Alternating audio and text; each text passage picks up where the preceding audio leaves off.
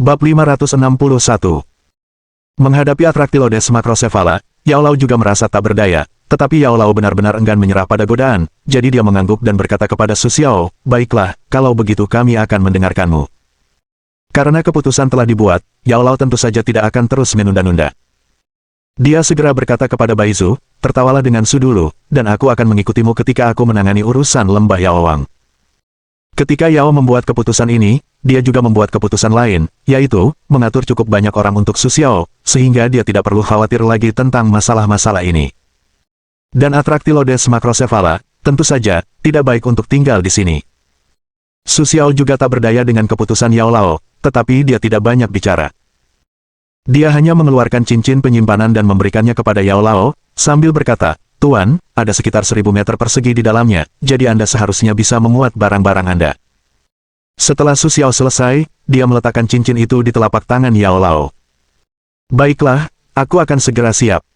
Melihat tatapan Su Xiao, Yao tahu bahwa niatnya adalah untuk menyembunyikannya, tetapi dia tidak akan menolak kebaikan Su Xiao. Terlebih lagi, dia enggan meninggalkan banyak barang. Dia harus mempertimbangkan bagaimana menanganinya, tetapi sekarang dia bisa langsung membawanya pergi. Setelah meletakkan cincin di tangannya, dia langsung berkata kepada Baizu, "Pergi dan bereskan barang-barangmu, dan pergilah bersama Su Xiao secepat mungkin." Baizu bingung dengan perintah Yao, tetapi dia, yang selalu patuh, tidak membantah kata-kata Yao. Dia segera pergi untuk mengemasi barang-barangnya dan mengikuti Su Xiao untuk pergi. Setelah pergi, Baizu bertanya kepada Su Xiao dengan linglung, "Kakak Su, apakah Sifu akan meninggalkan lembah Yaowang?" Meskipun Atraktilodes Macrocephala murni secara alami, ia tidak bodoh. Adapun pengaturan Yao Lao, kau pasti tahu apa yang sedang terjadi. Apa? Masih enggan?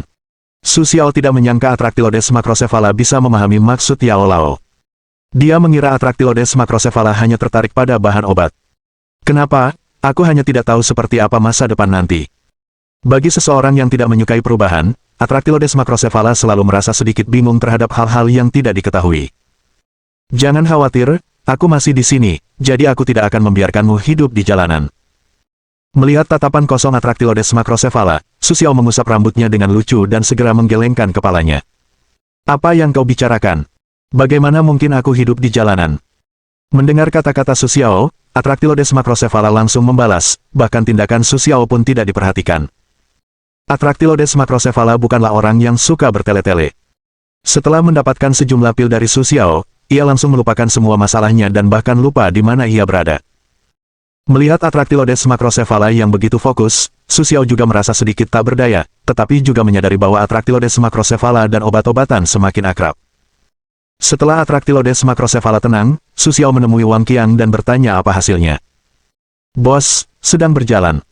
Huaxia pada dasarnya akan mengetahuinya hari ini. Besok, saya jamin semua biarawan akan mengetahuinya." Mengenai penjelasan Su Xiao, Wang Qiang tidak akan berlama-lama, dan akan segera menanganinya. Tidak buruk. Su Xiao cukup puas dengan eksekusi Wang Qiang ketika ia mendapatkan jawaban seperti itu. Su Xiao segera berkata kepada Wang Qiang, "Kau minta saudara-saudaraku untuk bekerja lebih keras. Lain kali aku pergi, aku tidak akan membawa ramuan emas. Jika aku tidak mencapai ramuan emas, aku harus menunggu lain kali." Meskipun surga selatan tidak terlalu berbahaya, tetapi karena belum mencapai ramuan emas, Su Xiao tidak ingin membiarkan mereka pergi mengambil risiko. Lagi pula, di surga selatan, siapapun yang keluar adalah kultivasi alam ramuan emas, dan bahkan para biksu yang bertransformasi ke alam ilahi pun hanya segelintir orang. Terlebih lagi, alam ramuan emas. Jika mereka tidak dapat mencapai alam ramuan emas, tidak perlu mempermalukannya. Mendengar permintaan Su Xiao, Wang Qiang tidak dapat menahan diri untuk tidak mengerutkan wajahnya dan berkata dengan malu, "Bos, ini tidak mudah." Melihat kenakalan Wang Qiang, Su Xiao menggelengkan kepalanya tanpa daya dan berkata, "Aku tahu kau mengalami kesulitan, jadi aku telah menyiapkan sejumlah pil untukmu. Jika kau meminum semua pil ini, kau pada dasarnya dapat mencapai alam ramuan emas. Saudara-saudara yang lain membutuhkan pengawasanmu." Su Xiao tahu kemampuan Wang Qiang. Dalam hal ini, Su Xiao tidak akan terus ragu-ragu. Jika tidak ada ramuan, Wang Qiang tidak akan bisa menembus level ramuan emas dalam 10 tahun lagi. "Aku tahu bos punya cara. Jangan khawatir, bos. Aku akan mengawasi mereka dan memastikan mereka bisa mencapai level ramuan emas secepat mungkin." Mendengar kata-kata Su Xiao, Wang Qiang sangat bersemangat dan berkata dengan cepat, "Ingat, ini janji terakhirmu. Aku tidak ingin mendengarkan janjimu lagi. Su Xiao memberi nasihat lucu kepada Wang Qiang, dengan santai melemparkan sebuah tas penyimpanan ke tangannya dan berkata, ini pilnya. Bagaimana cara meminumnya? Aku sudah membakarnya di dalam gulungan giok. Ingat untuk memperhatikannya. Bos, apakah ini tas penyimpanan? Su Xiao awalnya bermaksud untuk melihat apakah Wang Qiang akan keberatan, tetapi dia tidak menyangka bahwa setelah Wang Qiang membuka tas penyimpanan itu, dia sama sekali tidak peduli dengan pil apapun. Dia hanya meletakkan hatinya di atas tas penyimpanan itu dan menatap Su Xiao dengan mata berbinar. Santai saja. Melihat tatapan Wang Qiang, Su Xiao terlalu malas untuk mengatakan apapun, jadi dia berbalik dan pergi. Keesokan harinya, berita tentang surga selatan menyebar ke seluruh bumi. Bahkan beberapa politisi dan pengusaha yang berpengetahuan luas mendengar berita itu. Para biksu yang kembali kemudian juga membenarkan perkataan mereka, yang membuat sebagian besar orang memiliki kerinduan dan harapan yang tak dapat dijelaskan terhadap surga selatan. Misalnya, Ye Yu dari keluarga Ye dan para murid yang langsung dieliminasi oleh Su Xiao, bahkan Ye Xuan, dipenjara oleh Ye Yu, dan dia tidak diizinkan keluar untuk mencari Su Xiao. Patriark, masalah ini, Su Xiao harus memberi kita pertanggungjawaban atas keluarga Ye. Jika bukan karena campur tangannya, keluarga Ye kita pasti sudah memiliki pijakan di surga selatan. Mengapa menunggu sampai lain waktu? Ye Yu tampak marah dan mengatakan bahwa bahkan Ye Feng, yang memiliki hubungan persahabatan dengan Su Xiao, pun merasa tidak puas. Dari mana berita itu berasal? Menghadapi Ye Yu yang garang, Ye Feng tampak sangat tenang. Bahkan karena hubungan dengan Su Xiao, ia bahkan diangkat menjadi kepala keluarga Ye, dan tidak menunjukkan ekspresi tidak senang. Tentu saja, para biksu yang pergi ke surga selatan mengatakan itu. Mungkinkah itu salah, kata Ye Yu, lalu melanjutkan bertanya, Anda harus menemukan keadilan untuk keluarga Ye kita. Ye Yu menekankan lagi. Bisakah saya pergi? Ye Feng menatap Ye Yu yang melompat-lompat di depannya dan bertanya dengan tenang. Membuat Ye Yu tiba-tiba tenang. Tidak bisakah kita membiarkannya saja? Sesaat kemudian, Ye Yu masih dengan enggan membalas bahwa setelah dibawa pergi oleh Su Xiao, dia tidak menyukai Su Xiao lagi. Dengan berita yang baru saja tersebar, Ye Yu semakin ingin pergi ke surga selatan. Demikian pula, rasa dendamnya terhadap Su Xiao menjadi semakin tidak adil. Apalagi yang kau inginkan? Ye Feng dengan tenang menatap Ye Yu dan bertanya dengan ringan. Menghadapi kata-kata Ye Feng, Ye Yu tidak tahu harus berkata apa. Tepat ketika mereka terdiam, ketiga tetua keluarga Ye datang dan berkata kepada Ye Feng, pergilah dan bersiaplah. Besok kita akan pergi ke surga selatan. Ye Hao berkata kepada Ye Feng tanpa ragu. Bagaimana dengan keluarga Ye? Ye Feng tidak terkejut ketika mendengar berita itu, tetapi dia masih khawatir tentang keluarga Ye di bumi, yang merupakan fondasi mereka dan tidak boleh hilang. Kakak tertua dan kakak kedua sudah keluar dari gerbang. Tentu saja, mereka sedang berjaga. Sebenarnya, Ye Hao tidak menyimpan dendam terhadap Ye Feng, tetapi dia sangat menentang tindakan Su Xiao, yang menyebabkan Ye Feng bersikap acuh tak acuh sekarang. Ternyata leluhur besar dan leluhur kedua telah melewati adat istiadat, jadi keluarga Ye tidak akan mengalami masalah.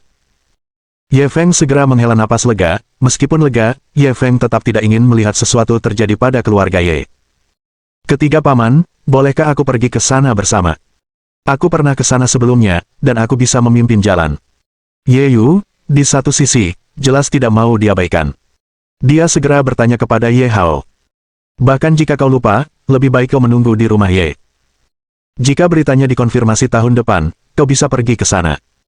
Ye Hao berkata dengan acuh tak acuh kepada Ye Yu, dia langsung menghubungi Ye Feng dan pergi. Mendapatkan hasil seperti itu, membuat kebencian Ye Yu terhadap Su Xiao semakin dalam. Ye Feng tidak peduli dengan provokasi Ye Yu. Dia tidak terlalu memperhatikannya sebelumnya. Hanya saja dia ingin mencari hiburan, tetapi sekarang sudah selesai, jadi Ye Feng tentu saja tidak membutuhkan Ye Yu. Setelah semua barang dikemas, Ye Feng meninggalkan keluarganya dengan dalih mengucapkan selamat tinggal kepada teman-temannya. Tanpa disadari, Ye Feng sampai di kampus Su Xiao di pusat kota. Melihat kampus yang familiar ini, Ye Feng ragu-ragu. Ketika Ye Feng mendekati kampus, Su Xiao sudah menyadarinya. Segera, Su Xiao sedikit mengangkat alisnya dan menoleh ke Ye Feng dan bertanya, karena guru ada di sini, mengapa kamu tidak masuk dan duduk? Ketika Ye Feng melihat Su tertawa, dia tampak sedih dan bertanya, kupikir kau tidak mengenaliku sebagai guru. Ye Feng tidak tahu bagaimana menyelesaikan kontradiksi antara keluarga Ye dan Su Xiao. Bahkan jika dia ingin menyelesaikannya, dia tampak tidak berdaya. Dia bahkan merasa bersalah pada Su Xiao. Namun sebelum pergi, Ye Feng tak kuasa menahan keinginan untuk bertemu Su Xiao lagi, sebagai bentuk perpisahan. Ban 562. Su Xiao tidak membantah perkataan Ye Feng dan tidak mengakuinya. Dia hanya tersenyum tipis dan mengundang Ye Feng, "Guru, silakan masuk dan duduk." Setelah itu, Su Xiao berbalik dan memasuki sekolah. Melihat tindakan Su Xiao, mata Ye Feng sedikit ragu. Kemudian dia mengikuti Su Xiao masuk ke sekolah. Ye Feng mengikuti Su Xiao ke tempat tinggalnya sekarang. Wang Qiang secara khusus menyiapkan teh persembahan Dahongpao untuk Su Xiao sebagai tamu. Su Xiao memasukkannya ke dalam teko dengan mudah. Setelah melihat suara tiba-tiba dari teko, Su Xiao mendongak ke arah Ye Feng dan berkata, "Guru, Anda boleh mencicipi teh persembahan ini." Menurut Wang Qiang, ini sangat langka.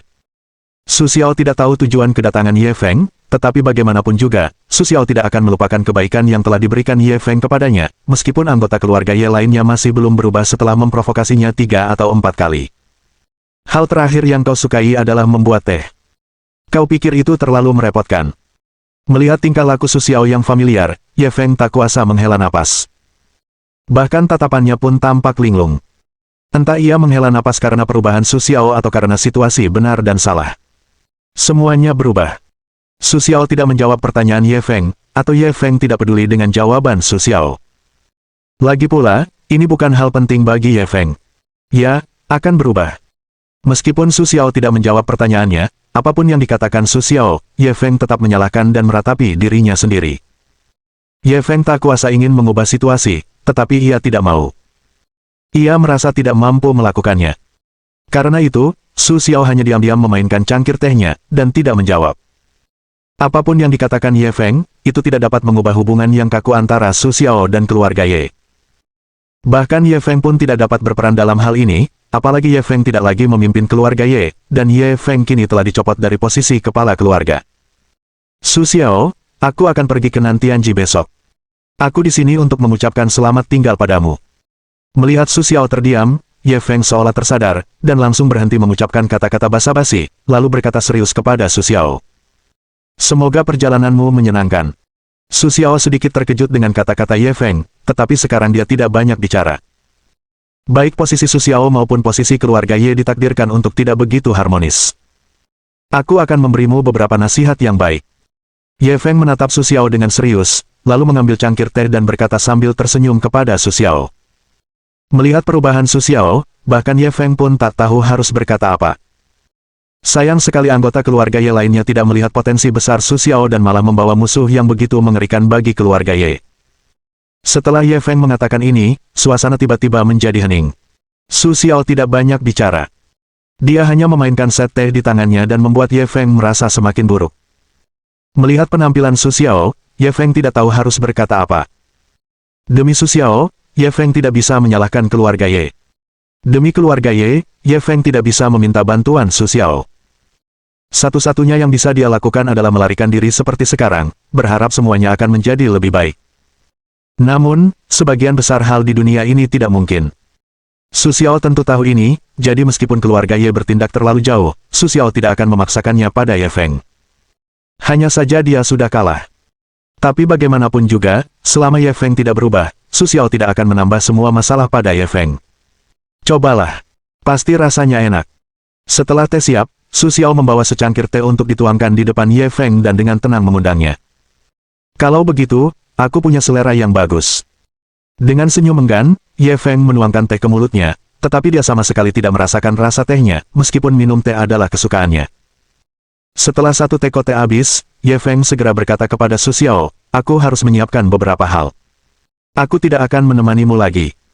Setelah itu, Ye Feng mengangguk sedikit ke arah Su Xiao, berbalik dan langsung pergi. Setelah Ye Feng pergi, Su Xiao perlahan menyimpan peralatan tehnya. Dia tahu bahwa malam ini adalah kesempatan terakhirnya untuk minum teh bersama Ye Feng. Lain kali, dia tidak tahu di mana lagi. Mengingat hari-hari yang telah berlalu bersama Ye Feng, Su Xiao tidak bisa tidak merasa bahwa semuanya benar dan orang-orangnya salah. Setelah meninggalkan Su Xiaona, Ye Feng segera kembali ke rumah Ye tanpa ragu-ragu. Melihat rumah Ye yang terang benderang, Ye Feng hanya merasakan hawa dingin, dan bahkan samar-samar mengingat kehidupannya di Su Xiaona. Tetapi bagaimanapun juga, dia adalah putra keluarga Ye. Kehormatan keluarga Ye juga merupakan tanggung jawab yang harus dia pikul. Adapun Su Xiao, itu tergantung apakah mereka akan bertemu lagi di masa depan. Keesokan paginya, keluarga Ye yang dipimpin oleh Ye Hao, bersama Ye Feng dan Ye Xuan, datang ke Pulau Emas. Mereka juga bertemu banyak anggota keluarga di Pulau Emas. Mereka semua adalah biksu yang berencana pergi ke surga selatan.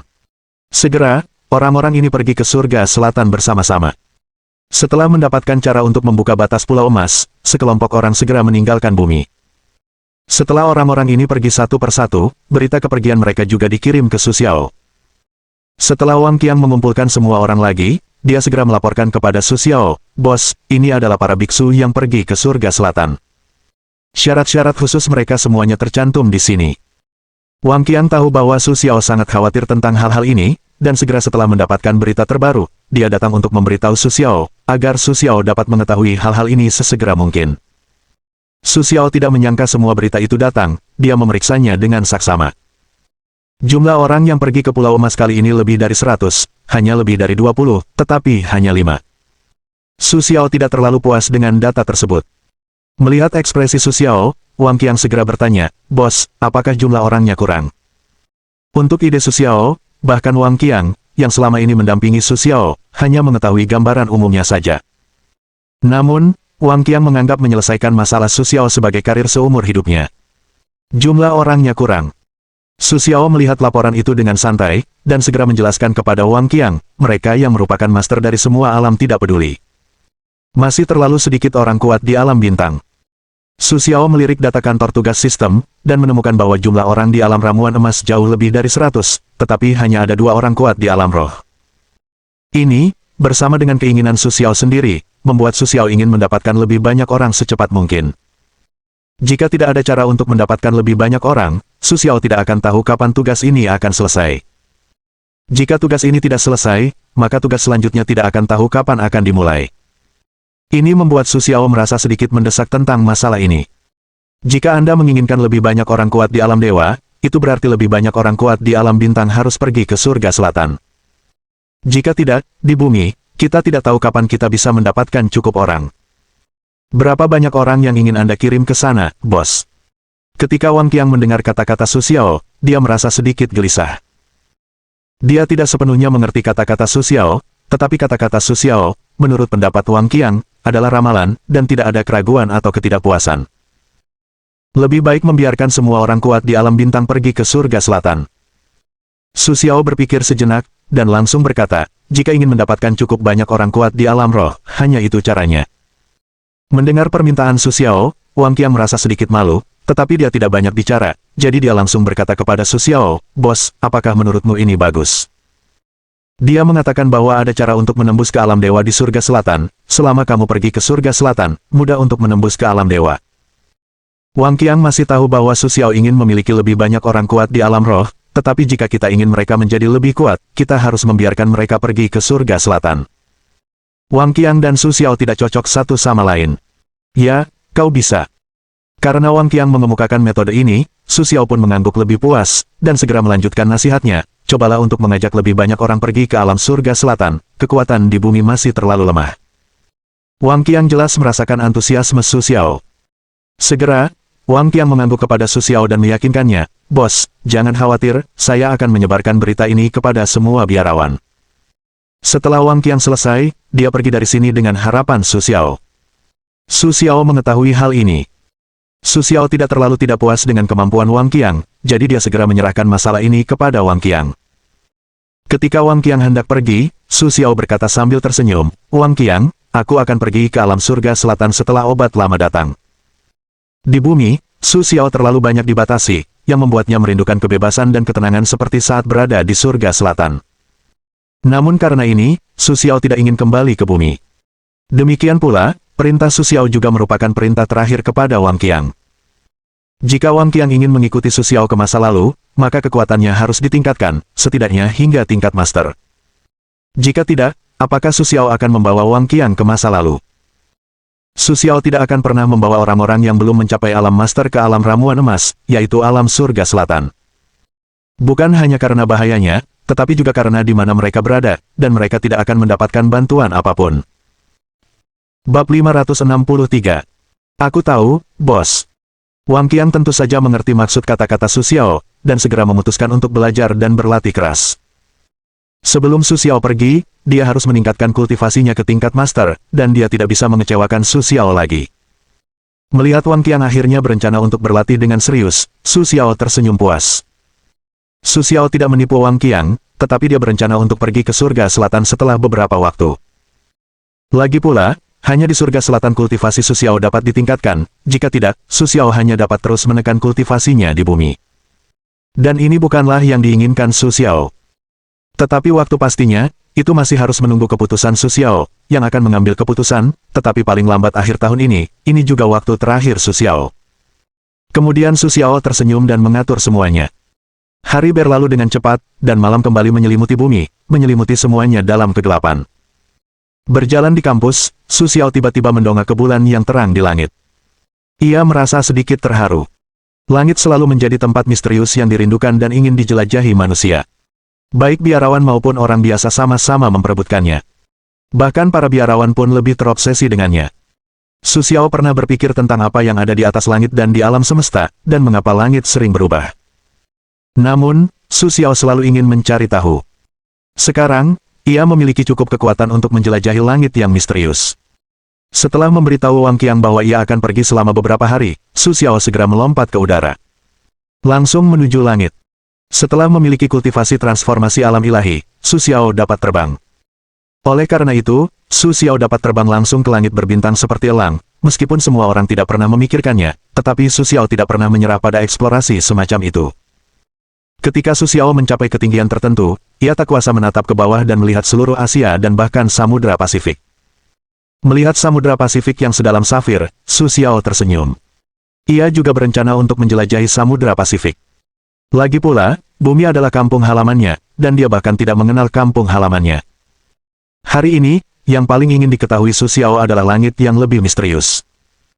Dengan kultivasi Su Xiao saat ini, bahkan satelit di langit pun tidak akan menyadari jejak Su Xiao. Apalagi orang lain, bahkan para biarawan yang berada di bumi saat ini pun tidak akan menyadari keberadaan Su Xiao. Dalam sekejap mata, Su Xiao menembus atmosfer dan keluar dari bumi. Setelah meninggalkan lapisan pelindung di luar bumi, Su Xiao merasa seolah-olah dia telah terbebas dari sebuah sangkar, yang membuatnya merasa nyaman seolah-olah dia berada di surga selatan. Namun, Su Xiao dapat dengan jelas menyadari bahwa tidak ada aura di angkasa, yang membuat Su Xiao merasa bingung. Su Xiao langsung menemukan sebuah meteorit di angkasa dan berdiri di atasnya. Meskipun Su Xiao merasa tidak terkekang, ia mengonsumsi aura jauh lebih banyak saat terbang di angkasa daripada saat berada di bumi, yang mengejutkan Su Xiao. Su Xiao memandang bulan di kejauhan, tetapi ia masih merasa iba. Awalnya, ia ingin pergi ke bulan untuk melihat apakah situasinya benar-benar sama dengan yang dialami para astronot yang dikirim kembali. Tetapi Su Xiao memperkirakan aura di tubuhnya, namun menemukan bahwa tidak mudah baginya untuk terbang ke sana, bahkan jika ia membawa ramuan itu sendiri, ia hanya bisa melewatinya begitu saja, tidak bisa kembali. Hal ini juga membuat Su Xiao merasa tak berdaya. Namun bagaimanapun juga, Su Xiao tidak ingin tinggal di sini lebih lama lagi, karena di angkasa, ketika ia mengangkat tangan, mengangkat kepala, atau bahkan bernapas, ia membutuhkan dukungan spiritual. Jika tidak, ia tidak akan mampu bertahan hidup di sini untuk sesaat pun. Tentu saja, Su Xiao tidak ingin membahayakan dirinya sendiri, dan segera berencana untuk kembali melalui jalan yang sama. Saat pergi, Su Xiao dengan mudah membawa kembali meteorit di sekitarnya, dan berencana membawanya kembali untuk dipelajari lebih lanjut. Selain itu, Su Xiao selalu memiliki perasaan yang tak dapat dijelaskan bahwa situasi di sini jauh melampaui harapannya. Bahkan menurut pendapat Su Xiao, situasi di bumi tidak sesederhana itu. Tetapi bagaimanapun juga, Su Xiao akan menjelaskan semua situasi, Su Xiao dapat menjamin hal itu. Setelah Su Xiao meninggalkan ruang angkasa, dia merasakan udara yang familiar, yang membuatnya merasa lega. Selain itu, di tengah malam, Su Xiao juga berencana untuk pergi ke Samudra Pasifik untuk melihat-lihat. Lagi pula, semuanya sudah terungkap. Apa yang bisa dia lakukan tanpa menemukan sesuatu untuk dilakukan? Su Xiao juga berencana untuk menjelaskan situasinya sendiri. Ketika Su Xiao tiba di Samudra Pasifik, dia sangat menyadari bahwa aura di sini jauh lebih kuat daripada di Tiongkok. Sebelumnya, Su Xiao tidak memiliki perasaan seperti itu. Namun sekarang, ketika Su Xiao datang ke sini, dia jelas merasakan bahwa aura di sini jauh melampaui aura Tiongkok, bahkan dapat dibandingkan dengan tempat uji coba di surga selatan Amerika Serikat. Meskipun tidak seberkah gua di surga selatan, ini adalah harta karun langka bagi sebagian besar biksu di bumi. Tetapi Su Xiao jelas dapat merasakan bahwa tidak ada biksu di sini. Dengan kultivasi Su Xiao saat ini, kita dapat mengetahui situasi dalam radius 100 mil dalam sekejap. Kita juga dapat yakin bahwa tidak ada biarawan atau praktisi lain dalam radius 100 mil, yang membuat Su Xiao sedikit bingung. Su Xiao hanya sedikit bingung, dan segera berjalan menuju tempat dengan aura terkuat tanpa ragu-ragu. Dengan langkah kecil, Su Xiao telah sampai sejauh 1 mil. Setelah berulang kali menyesuaikan arah, Su Xiao segera sampai di tempat di mana dia merasakan aura paling kuat. Dalam sekejap, Su Xiao terjun ke bawah tanah dan berencana untuk melihat apa yang terjadi di sana. Dia tidak bisa tidak merasakan aura yang begitu kuat, yang membuatnya merasa sedikit gelisah. Dapat dikatakan bahwa aura di sini adalah tempat terkuat di seluruh bumi. Su Xiao baru saja sampai di laut, tetapi tidak melihat sesuatu yang aneh, bahkan laut di sini sangat tenang, apalagi terumbu karang atau ikan, seolah-olah tidak pernah ada di sini. Namun, Su Xiao tahu bahwa pasti ada sesuatu yang tidak normal di sini. Su Xiao segera terjun ke laut dan berencana untuk melihat apa yang bisa memiliki aura sekuat itu. Jika bisa dipindahkan, dia bisa memindahkannya ke sekolah atau menyediakan aura untuk kultivasi Wang Qiang dan yang lainnya. Lagi pula, aura di bumi tidak cukup. Cukup sulit untuk mengkultivasinya. Namun, sebelum Su Xiao pergi ke dasar laut, dia melihat sumber dari semua ini. Itu adalah seekor kura-kura yang telah disempurnakan, mengapung di laut dalam, seolah-olah sedang berlatih. Melihat kura-kura yang sekuat bukit itu, mata Su Xiao berkedip penuh pemikiran mendalam. Segera, Su Xiao mendekati kura-kura itu tanpa menarik perhatian sedikitpun. Su Xiao hanya melihatnya sekilas, dan kemudian dia yakin bahwa kura-kura ini telah hidup setidaknya selama 1000 tahun, atau bahkan lebih dari 1000 tahun, tetapi cukup tak terduga bahwa kura-kura lain bisa menjadi seorang master. Mudah bagi Su Xiao untuk tidak mengganggu siapapun. Segera, Su Xiao diam-diam mendekati kura-kura itu. Ketika dia melihat kura-kura itu menelan dan memuntahkan sesuatu, dia menyerap aura di sekitarnya. Dan kura-kura itu juga memancarkan setidaknya kultivasi spiritual, sehingga tidak ada makhluk hidup di sekitarnya, yang sepenuhnya menjelaskan mengapa tidak ada hal lain di sini. Hanya saja Su Xiao masih tidak mengerti mengapa konsentrasi aura di sini begitu kaya. Su Xiao segera mengambil keputusan, berencana untuk melihat ke sini, bagaimana menemukan sumbernya di sini. Bahkan Su Xiao ingin berbagi aura di sini. Itu pasti hal yang sangat baik. Su Xiao segera menunggu di dekatnya. Bulan terbenam, matahari terbit, dan kultivasi kura-kura itu akan segera berakhir. Setelah matahari sepenuhnya muncul, kultivasi kura-kura pun berakhir. Setelah bermalam, kura-kura itu turun ke dasar laut. Seperti 2 butir kacang polong, kura-kura itu tenggelam ke dasar laut. Su tertawa dan melihat auranya perlahan menghilang dan menjadi semakin tipis, seperti di tempat lain. Pemandangan yang dilihatnya sebelumnya, seperti mimpi, tidak pernah muncul.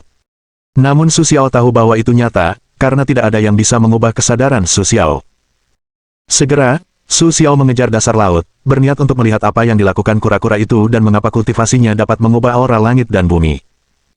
Anda harus tahu bahwa bahkan kultivasi Su Xiao pun tidak dapat melakukan ini, apalagi kura-kura yang telah dimurnikan selama ini. Namun bagaimanapun, Su Xiao tidak pernah menyerah.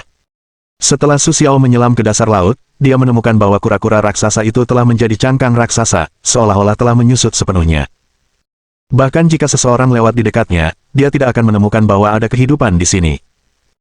Tetapi Su Xiao melihat dengan mata kepala sendiri bahwa kultivasi kura-kura telah menyebabkan perubahan aura langit dan bumi, jadi dia tidak akan dibutakan oleh hal-hal ini.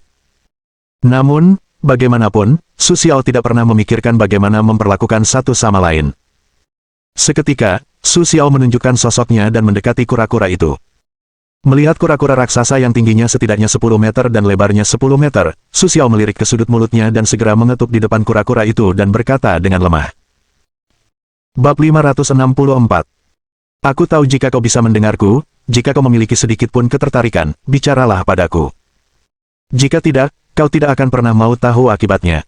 Su berkata sambil tersenyum dan mengancam. Untuk makhluk yang begitu sensitif, Su Xiao tidak pernah berpikir untuk melakukan apapun kepada mereka. Terlebih lagi, Su Xiao juga tahu bahwa bukan hanya sesaat lagi mereka ingin menjadi elit. Tapi Su Xiao mengetuk beberapa saat, namun tidak mendapat jawaban sama sekali, yang membuat Su Xiao langsung kehilangan kesabarannya. Dia segera memasukkan indera ilahi ke dalam cangkang kura-kura, dan berencana untuk mengeluarkan makhluk itu dan berbicara baik-baik. Jika pihak lain bisa patuh, Su Xiao mungkin akan membiarkannya pergi setelah mengetahui apa yang ingin dia ketahui, tetapi jika dia tidak mau mendengarku, Su Xiao tidak akan bersikap sopan. Yang mengejutkan Su Xiao, cangkang kura-kura di depannya benar-benar sepadan dengan ukurannya yang besar dan dapat melindungi indera ilahi Su Xiao. Penemuan ini mengejutkan Su Xiao, tetapi Su Xiao bukanlah orang yang akan menyerah begitu saja. Dia segera mengumpulkan aura menjadi bola dan melemparkannya langsung ke arah cangkang kura-kura. Jika kura-kura itu hidup, maka tindakannya pasti akan membangunkannya.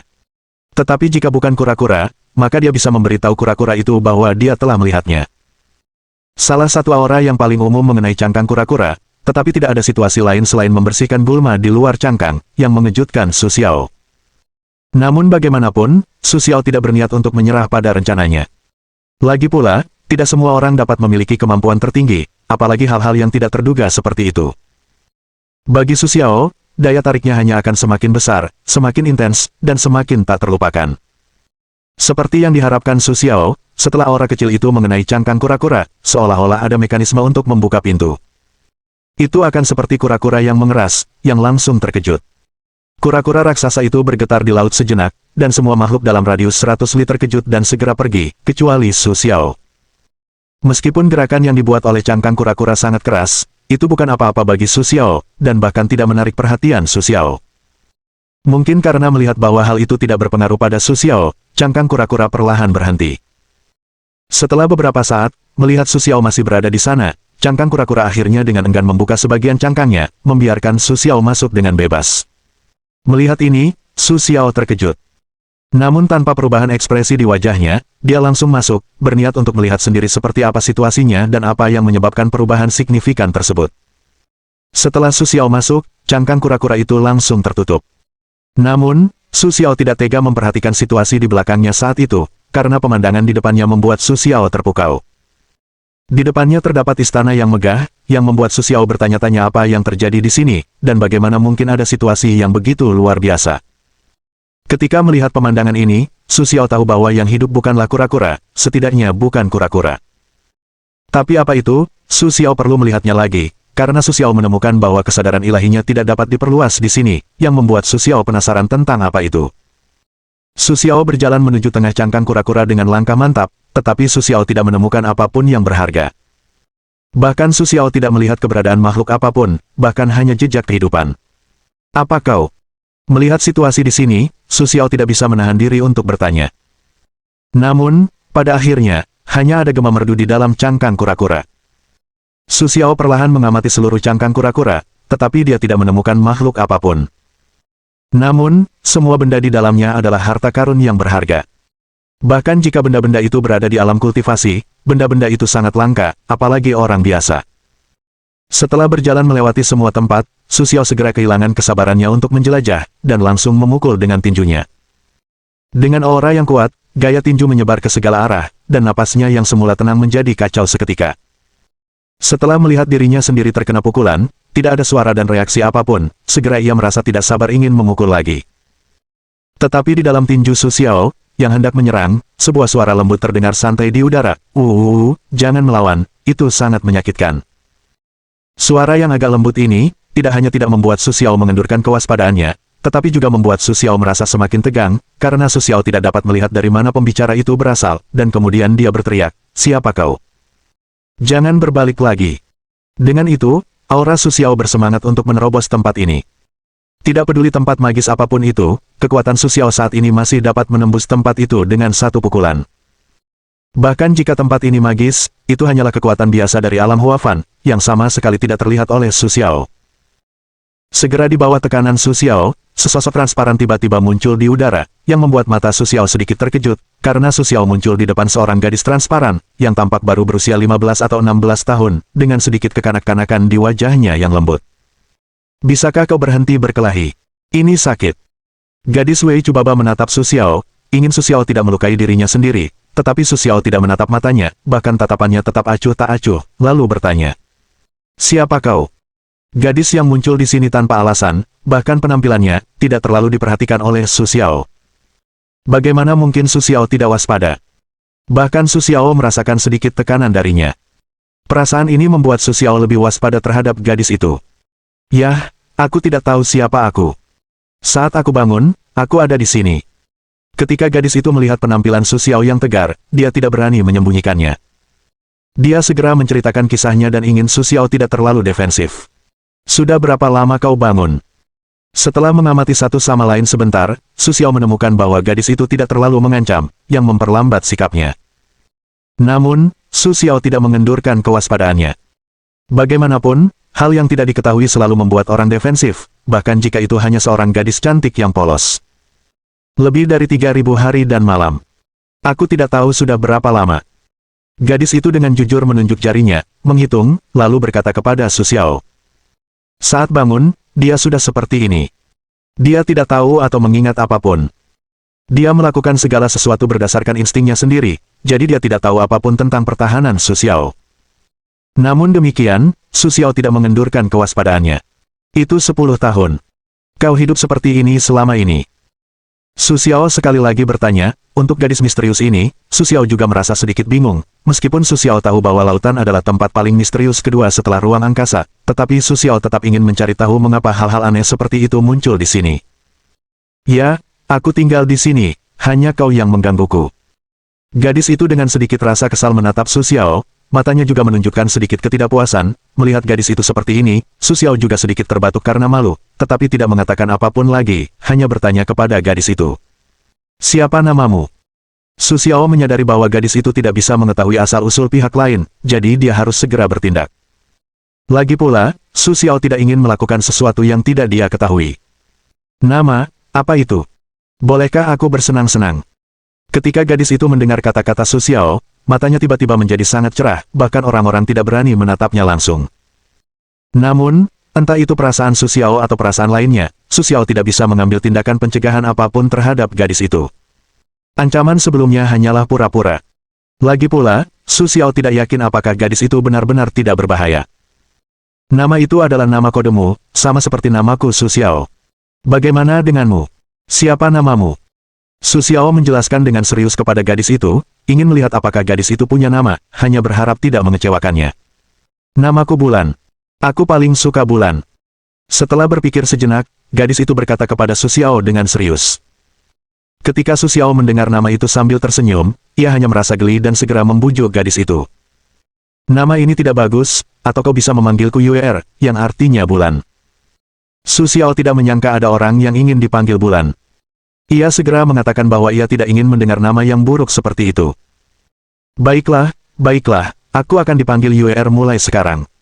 Yuer bertepuk tangan dengan penuh semangat.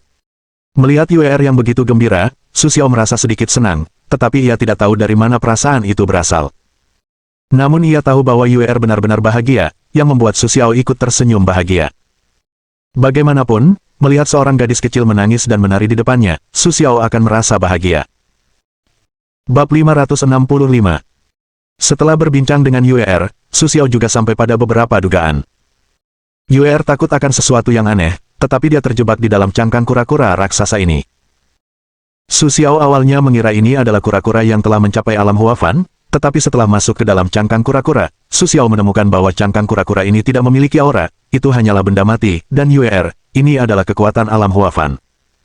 Yuer, tahukah kamu mengapa kamu memiliki kemampuan mengumpulkan aura saat berlatih? Su Xiao selalu bingung tentang hal ini. Bahkan Su Xiao saat ini tidak dapat memengaruhi aura suatu wilayah saat berlatih, apalagi monster yang hanya dapat mengubah dunia. Tetapi dapat memengaruhi satu sisi wilayah, dapat dibayangkan, ketika Yuer tumbuh dewasa, itu akan menjadi hal yang mengerikan. Su Xiao bahkan memunculkan beberapa ide yang diidamkan, dapat dibayangkan betapa menakutkannya kemampuan Yuer. Mendengar pertanyaan Su Xiao, Yuer mencibir dan bertanya, aura apa yang berkumpul? Apakah kau membicarakan hal-hal yang masuk ke tubuhku setiap kali bulan purnama muncul? Yuer tidak begitu mengerti beberapa hal, tetapi beberapa hal tampaknya berakar di jiwanya. Mustahil untuk melupakannya. Itulah dia. Bagaimana kau bisa membawanya ke tubuhmu? Melihat ekspresi bingung Yuer, Su Xiao merasa bersalah. Tetapi terkadang, perasaan ini jauh lebih kecil daripada yang dibutuhkan Su Xiao. Segera, Su Xiao melanjutkan bertanya, bermaksud untuk sepenuhnya memahami situasinya, jika tidak, Su Xiao tidak akan menerima begitu saja. Aku tidak tahu. Saat berlatih setiap hari, aura-aura itu secara alami akan masuk ke tubuhku. Apakah itu masalah? Yuer memikirkannya dengan saksama, dan segera menjelaskannya kepada Su Xiao. Dia menatap Su Xiao dengan bingung. Dia tidak mengerti mengapa Su Xiao begitu gigih tentang masalah ini. Baiklah, bisakah kau berlatih saat ini? Ketika Su Xiao mendengar ini, dia merasa sedikit terpukau. Dia bahkan berpikir bahwa dia bisa berkultivasi dengan santai. Bagaimana mungkin Su Xiao bisa berdamai dengan para praktisi yang jujur ini? Dia segera berencana untuk menjelaskan agar dia bisa memahami semuanya dengan saksama. Tentu saja, aku akan mencobanya sekarang. Mendengar permintaan Su Xiao, wajah Yue langsung menunjukkan sedikit senyum yang mengharukan, segera mengangguk serius kepada Su Xiao, lalu berkata. Setelah suara itu berhenti, Yue sedikit menutup matanya. Ketika mata Yue tertutup, semua di sekitarnya menjadi sunyi, seolah-olah semuanya berhenti untuknya. Menyadari perubahan seperti itu, Su Xiao sedikit menggoyangkan lengannya, tetapi mendapati bahwa sebesar apapun dia tidak bisa mengeluarkan suara. Perubahan seperti itu membuat Su Xiao merasa sedikit terkejut. Ketika Su Xiao memperhatikan Yue dengan saksama, ia mendapati aura di sekitarnya seperti terkendali, secara spontan dan teratur berkumpul menuju Yue. Aura tipis yang semula ada, di bawah daya tarik Yue, berkumpul menuju area ini satu demi satu. Bahkan jika Su Xiao ingin menyerap aura-aura ini, itu sedikit lebih mudah dari biasanya. Ia hanya perlu berjalan di dalam tubuhnya selama seminggu untuk menyerap aura-aura ini. Perubahan ini membuat Su Xiao merasa bersemangat. Segera, Su Xiao mulai bermeditasi di tempat yang sama dan mulai memperbaiki diri dengan bantuan angin kencang ini. Setelah beberapa saat, Su Xiao tiba-tiba membuka matanya dan melihat Yue, tetapi mendapati Yue, yang telah menutup matanya rapat-rapat, telah tertidur lelap. Melihat Yue seperti ini, Su Xiao juga merasa sedikit geli. Ia tidak punya pilihan selain maju dan membawa Yue ke tempat tidur permata, agar ia bisa beristirahat dengan baik. Setelah membantu Yue, Su Xiao mendapati bahwa aura di sekitarnya tidak berkurang, tetapi malah meningkat secara bertahap. Aura-aura ini secara spontan terkumpul di tubuh Yue. Dapat dikatakan bahwa Yue hanya perlu berbaring dan tidur, sehingga kultivasinya dapat meningkat secara alami. Hal seperti itu, bahkan Su Xiao, yang berbakat dan berprestasi, tidak dapat mengabaikannya dan merasa sedikit iri. Tetapi ketika Su Xiao melihat pemandangan indah dan sepi di sekitarnya, dia merasa sedikit sedih atas kehidupan Yue sebelumnya. Bahkan jika Su Xiao, seorang dewasa, hidup sendirian di tempat yang tidak ada jejak orang, dia mungkin akan menjadi gila. Tak perlu dikatakan, Yue, seorang anak yang tidak tahu apa-apa, jika dia ingin hidup, mungkin keadaannya hanya akan semakin buruk. Memikirkan hal itu, Su Xiao melihat ekspresi Yue, juga dengan sedikit rasa iba, segera duduk di samping Yue, berniat untuk menunggu satu sama lain bangun, hingga malam tiba. Yue baru saja bangun, menatap Su Xiao di sampingnya, matanya tersenyum, bertanya, Su Xiao, kau sudah menungguku di sini. Ketika Yue melihat Su Xiao, dia tidak bisa menahan perasaan sangat bahagia. Bahkan saat pertama kali bangun, masih ada orang yang menunggunya di luar. Bagaimana mungkin Yue tidak merasa bahagia? Tentu saja, dasar babi pemalas, sudah tidur seharian, dan bulan sudah terbit. Melihat senyum yang jelas di wajah Yue, Su Xiao juga merasa tak berdaya dan berkata kepada Yue dengan serius. Dalam situasi seperti itu, Su Xiao tidak tahu mengapa Yue bisa tinggal di sini sendirian sepanjang waktu, karena dia mudah merasa puas. Bisa dikatakan bahwa selama dia mendapatkan sesuatu, dia akan sangat bahagia. Hal ini membuat Su Xiao khawatir tentang masa depan Yue, jika seseorang yang mudah dipuaskan ditipu, apa yang harus dilakukan Su Xiao? Dan Su Xiao tidak ingin Yue terus hidup di dasar laut selamanya, seketika itu juga, Su Xiao menatap Yue dengan sedikit rasa khawatir. Su Xiao tidak memikirkannya. Ayo kita lihat bulan. Bulan malam ini pasti besar dan bulat. Yue tidak memperhatikan kata-kata Su Xiao. Setelah mendengar bahwa hari sudah malam, Yue langsung tampak ingin berbagi sesuatu dengan Su Xiao, dan berkata dengan gembira kepada Su Xiao. Baiklah, ayo kita lihat. Atas permintaan Yue, Su Xiao tidak akan keberatan, lagi pula, permintaan kecil seperti itu, baginya, adalah hal yang normal. Tetapi ucapan Yue seperti ucapan Dewa Bulan, tetapi Su Xiao tidak berpikir demikian. Lagi pula, bagi Su Xiao, bulan bukanlah hal yang sama. Tentu saja, Yue tidak mengetahui maksud Su Xiao. Setelah melihat persetujuan Su Xiao, dia membawa Su Xiao ke laut. Su Xiao dapat melihat dengan jelas mengapa dia salah mengira Yue sebagai kura-kura sebelumnya, karena Yue membawa seluruh cangkang kura-kura langsung ke laut, seperti kura-kura, bergerak bebas di darat, dan melihat Yue begitu cantik seperti itu, Su Xiao tidak dapat menahan diri untuk bertanya dengan heran. Yue, apakah kamu memiliki kura-kura ini sebelumnya, atau kamu menemukannya kemudian? Melihat Yue menggunakan cangkang kura-kura dengan begitu bebas, Su Xiao tidak dapat menahan diri untuk berpikir bahwa Yue adalah kura-kura. Tetapi yang dapat dipastikan Su Xiao adalah bahwa Yue tidak akan pernah menjadi kura-kura, karena tanpa kekuatan kura-kura itu, dia sebesar Yue, dan kemampuannya sangat misterius. Ini membuat Su Xiao sedikit penasaran tentang siapa Yue sebenarnya. Aku menemukannya kemudian. Ketika aku bangun, aku merasakan krisis, jadi aku menemukan tempat untuk melarikan diri dan berlari ke cangkang kura-kura. Kemudian aku tinggal di sini sepanjang waktu. Bagaimanapun, itu dapat memenuhi kebutuhanku.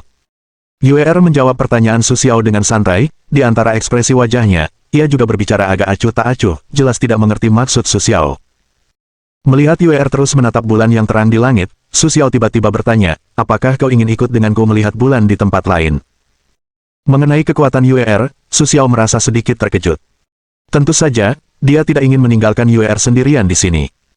Belum lagi kekuatan Yue, kemampuannya tidak begitu baik untuk disembunyikan.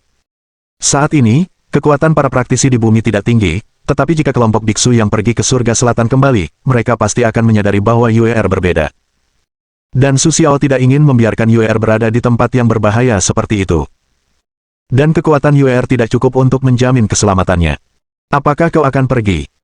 Yang mengejutkan Su Xiao, Yue memiliki masalah lain ketika mendengar kata-kata Su Xiao. Dia menatap Su Xiao dengan sedikit tatapan polos, yang membuat Su Xiao merasa tersentuh. Dia segera menjelaskan kepada Yue, aku memang ingin pergi, tapi aku tidak percaya kau bisa tinggal di sini sendirian, jadi aku ingin pergi bersamamu.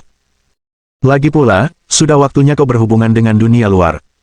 Su Xiao dengan sedikit membujuk, mengatakan kepada Yue, aku tidak ingin Yue terus tinggal di tempat yang tidak berpenghuni ini, oleh karena itu, Su Xiao bertanya dengan sangat tenang. Tapi aku tidak ingin pergi dari sini. Yue berpikir sejenak untuk menjawab pertanyaan Su Xiao, tetapi kemudian memberikan jawaban lain. Melihat Su Xiao, Yue agak enggan mengatakan bahwa dia tidak ingin mengubah situasinya saat ini. Baik Su Xiao maupun orang lain, sama saja. Kalau tidak, Yue tidak akan tinggal di sini sendirian selama bertahun-tahun. Apakah kau ingin melihat bulan di sini? Sebenarnya, kau bisa melihat kemana-mana. Saat kekuatanmu meningkat, kita bisa langsung pergi ke bulan untuk melihatnya. Bab 566. Su Xiao segera menjelaskan kepada Yue bahwa tinggal di sini adalah situasi yang paling tidak memuaskan baginya. Jika situasinya bisa diubah, Su Xiao tentu tidak ingin Yue tinggal di sini, jadi dia segera berusaha keras untuk membujuknya. Aku hanya tidak ingin pergi. Menghadapi bujukan Su Xiao yang berulang-ulang, mata Yue berbinar penuh pergumulan, dan akhirnya mengungkapkan keinginannya sendiri. Setelah mendengar kata-kata Yue, Su Xiao berpikir sejenak dan bertanya, cangkang kura-kuramu bisa dikecilkan, kan? Su Xiao menunjuk ke cangkang kura-kura di bawah tubuh Yue dan bertanya. Tentu saja. Karena Su Xiao tiba-tiba bertanya, Yue tampak sedikit bingung, tetapi tetap menjawab dengan jujur. Jawaban ini juga membuat Su Xiao mengangguk puas, lalu melanjutkan. Baiklah, kamu bisa terus tinggal di dalam cangkang kura-kura, hanya keluar di malam hari, dan aku berjanji tidak akan ada orang lain yang melihatmu. Lihat, apakah kamu mau kembali denganku? Agar Yue bisa pergi bersamanya, Su Xiao harus membuat banyak keputusan dan pilihan. Meskipun hal ini akan menimbulkan sedikit masalah bagi Su Xiao, selama Yue bisa pergi, seberapapun sulitnya, itu sepadan. Terlebih lagi, dengan kekuatan Su Xiao, jika ingin melindungi Yue, apakah ada masalah? Benar-benar oke. Setelah mendengar kata-kata Su Xiao, Yue jelas menatap Su Xiao dan bertanya, baginya, selama ada cangkang kura-kura dan bulan, semuanya akan memuaskan. Sekarang, hanya ada satu Su Xiao lagi. Yue tidak punya cara untuk terus menolak ajakan Su Xiao. Tentu saja, aku jamin, benar-benar. Su Xiao berjanji kepada Yue bahwa Su Xiao bukanlah orang yang suka menjamin, tetapi agar Yue bisa pergi bersamanya tanpa persiapan, Su Xiao harus membuat janji. Jika tidak, dengan kewaspadaan Yue, dia tidak akan memilih untuk mempercayainya. Su Xiao sangat memahami hal ini. Baiklah, aku akan ikut denganmu. Putra Yue menatap bulan, akhirnya mengangguk ke arah Su Smile, berjanji, dan Su Smile pergi. Setelah mendapat persetujuan Yue, Su Xiao segera memanfaatkan cahaya pagi untuk membawa Yue kembali ke daratan, dan Yue, seperti yang dikatakannya sebelumnya, langsung masuk ke dalam cangkang kura-kura saat bertemu orang, dan tidak keluar. Melihat cangkang kura-kura di telapak tangannya, Su Xiao juga tersenyum tak berdaya. Untuk hasil seperti ini, Su Xiao tidak menyangka akan seperti ini. Tapi bagaimanapun, selama Yue bisa pergi bersamanya, itu adalah hasil terbaik, dan Su Xiao tidak akan terus memaksa. Bagaimanapun, akan selalu ada cara untuk membuat Yue keluar dari cangkang kura-kura. Su Xiao sangat yakin, bahkan bisa mengatakan, bisa menjaminnya sepenuhnya. Bagi Su Xiao, kepergian atau kepulangannya untuk operasional sekolah bukanlah masalah, baik Su Xiao maupun orang lain dapat yakin akan hal ini. Ketika Su Xiao melihat kekuatan Wang Qiang telah mencapai tingkat master, ia tampak lebih puas. Ya, kekuatannya meningkat sangat cepat. Su Xiao memuji Wang Qiang dan berpikir dalam hati apakah ia telah membiarkan Wang Qiang terlalu santai. Ia terkejut bahwa kekuatan Wang Qiang telah meningkat begitu signifikan setelah dipaksa. Semua ini karena kakak tertua memberiku cukup pil. Prestasiku telah meningkat. Wang Qiang sangat yakin dengan kekuatannya.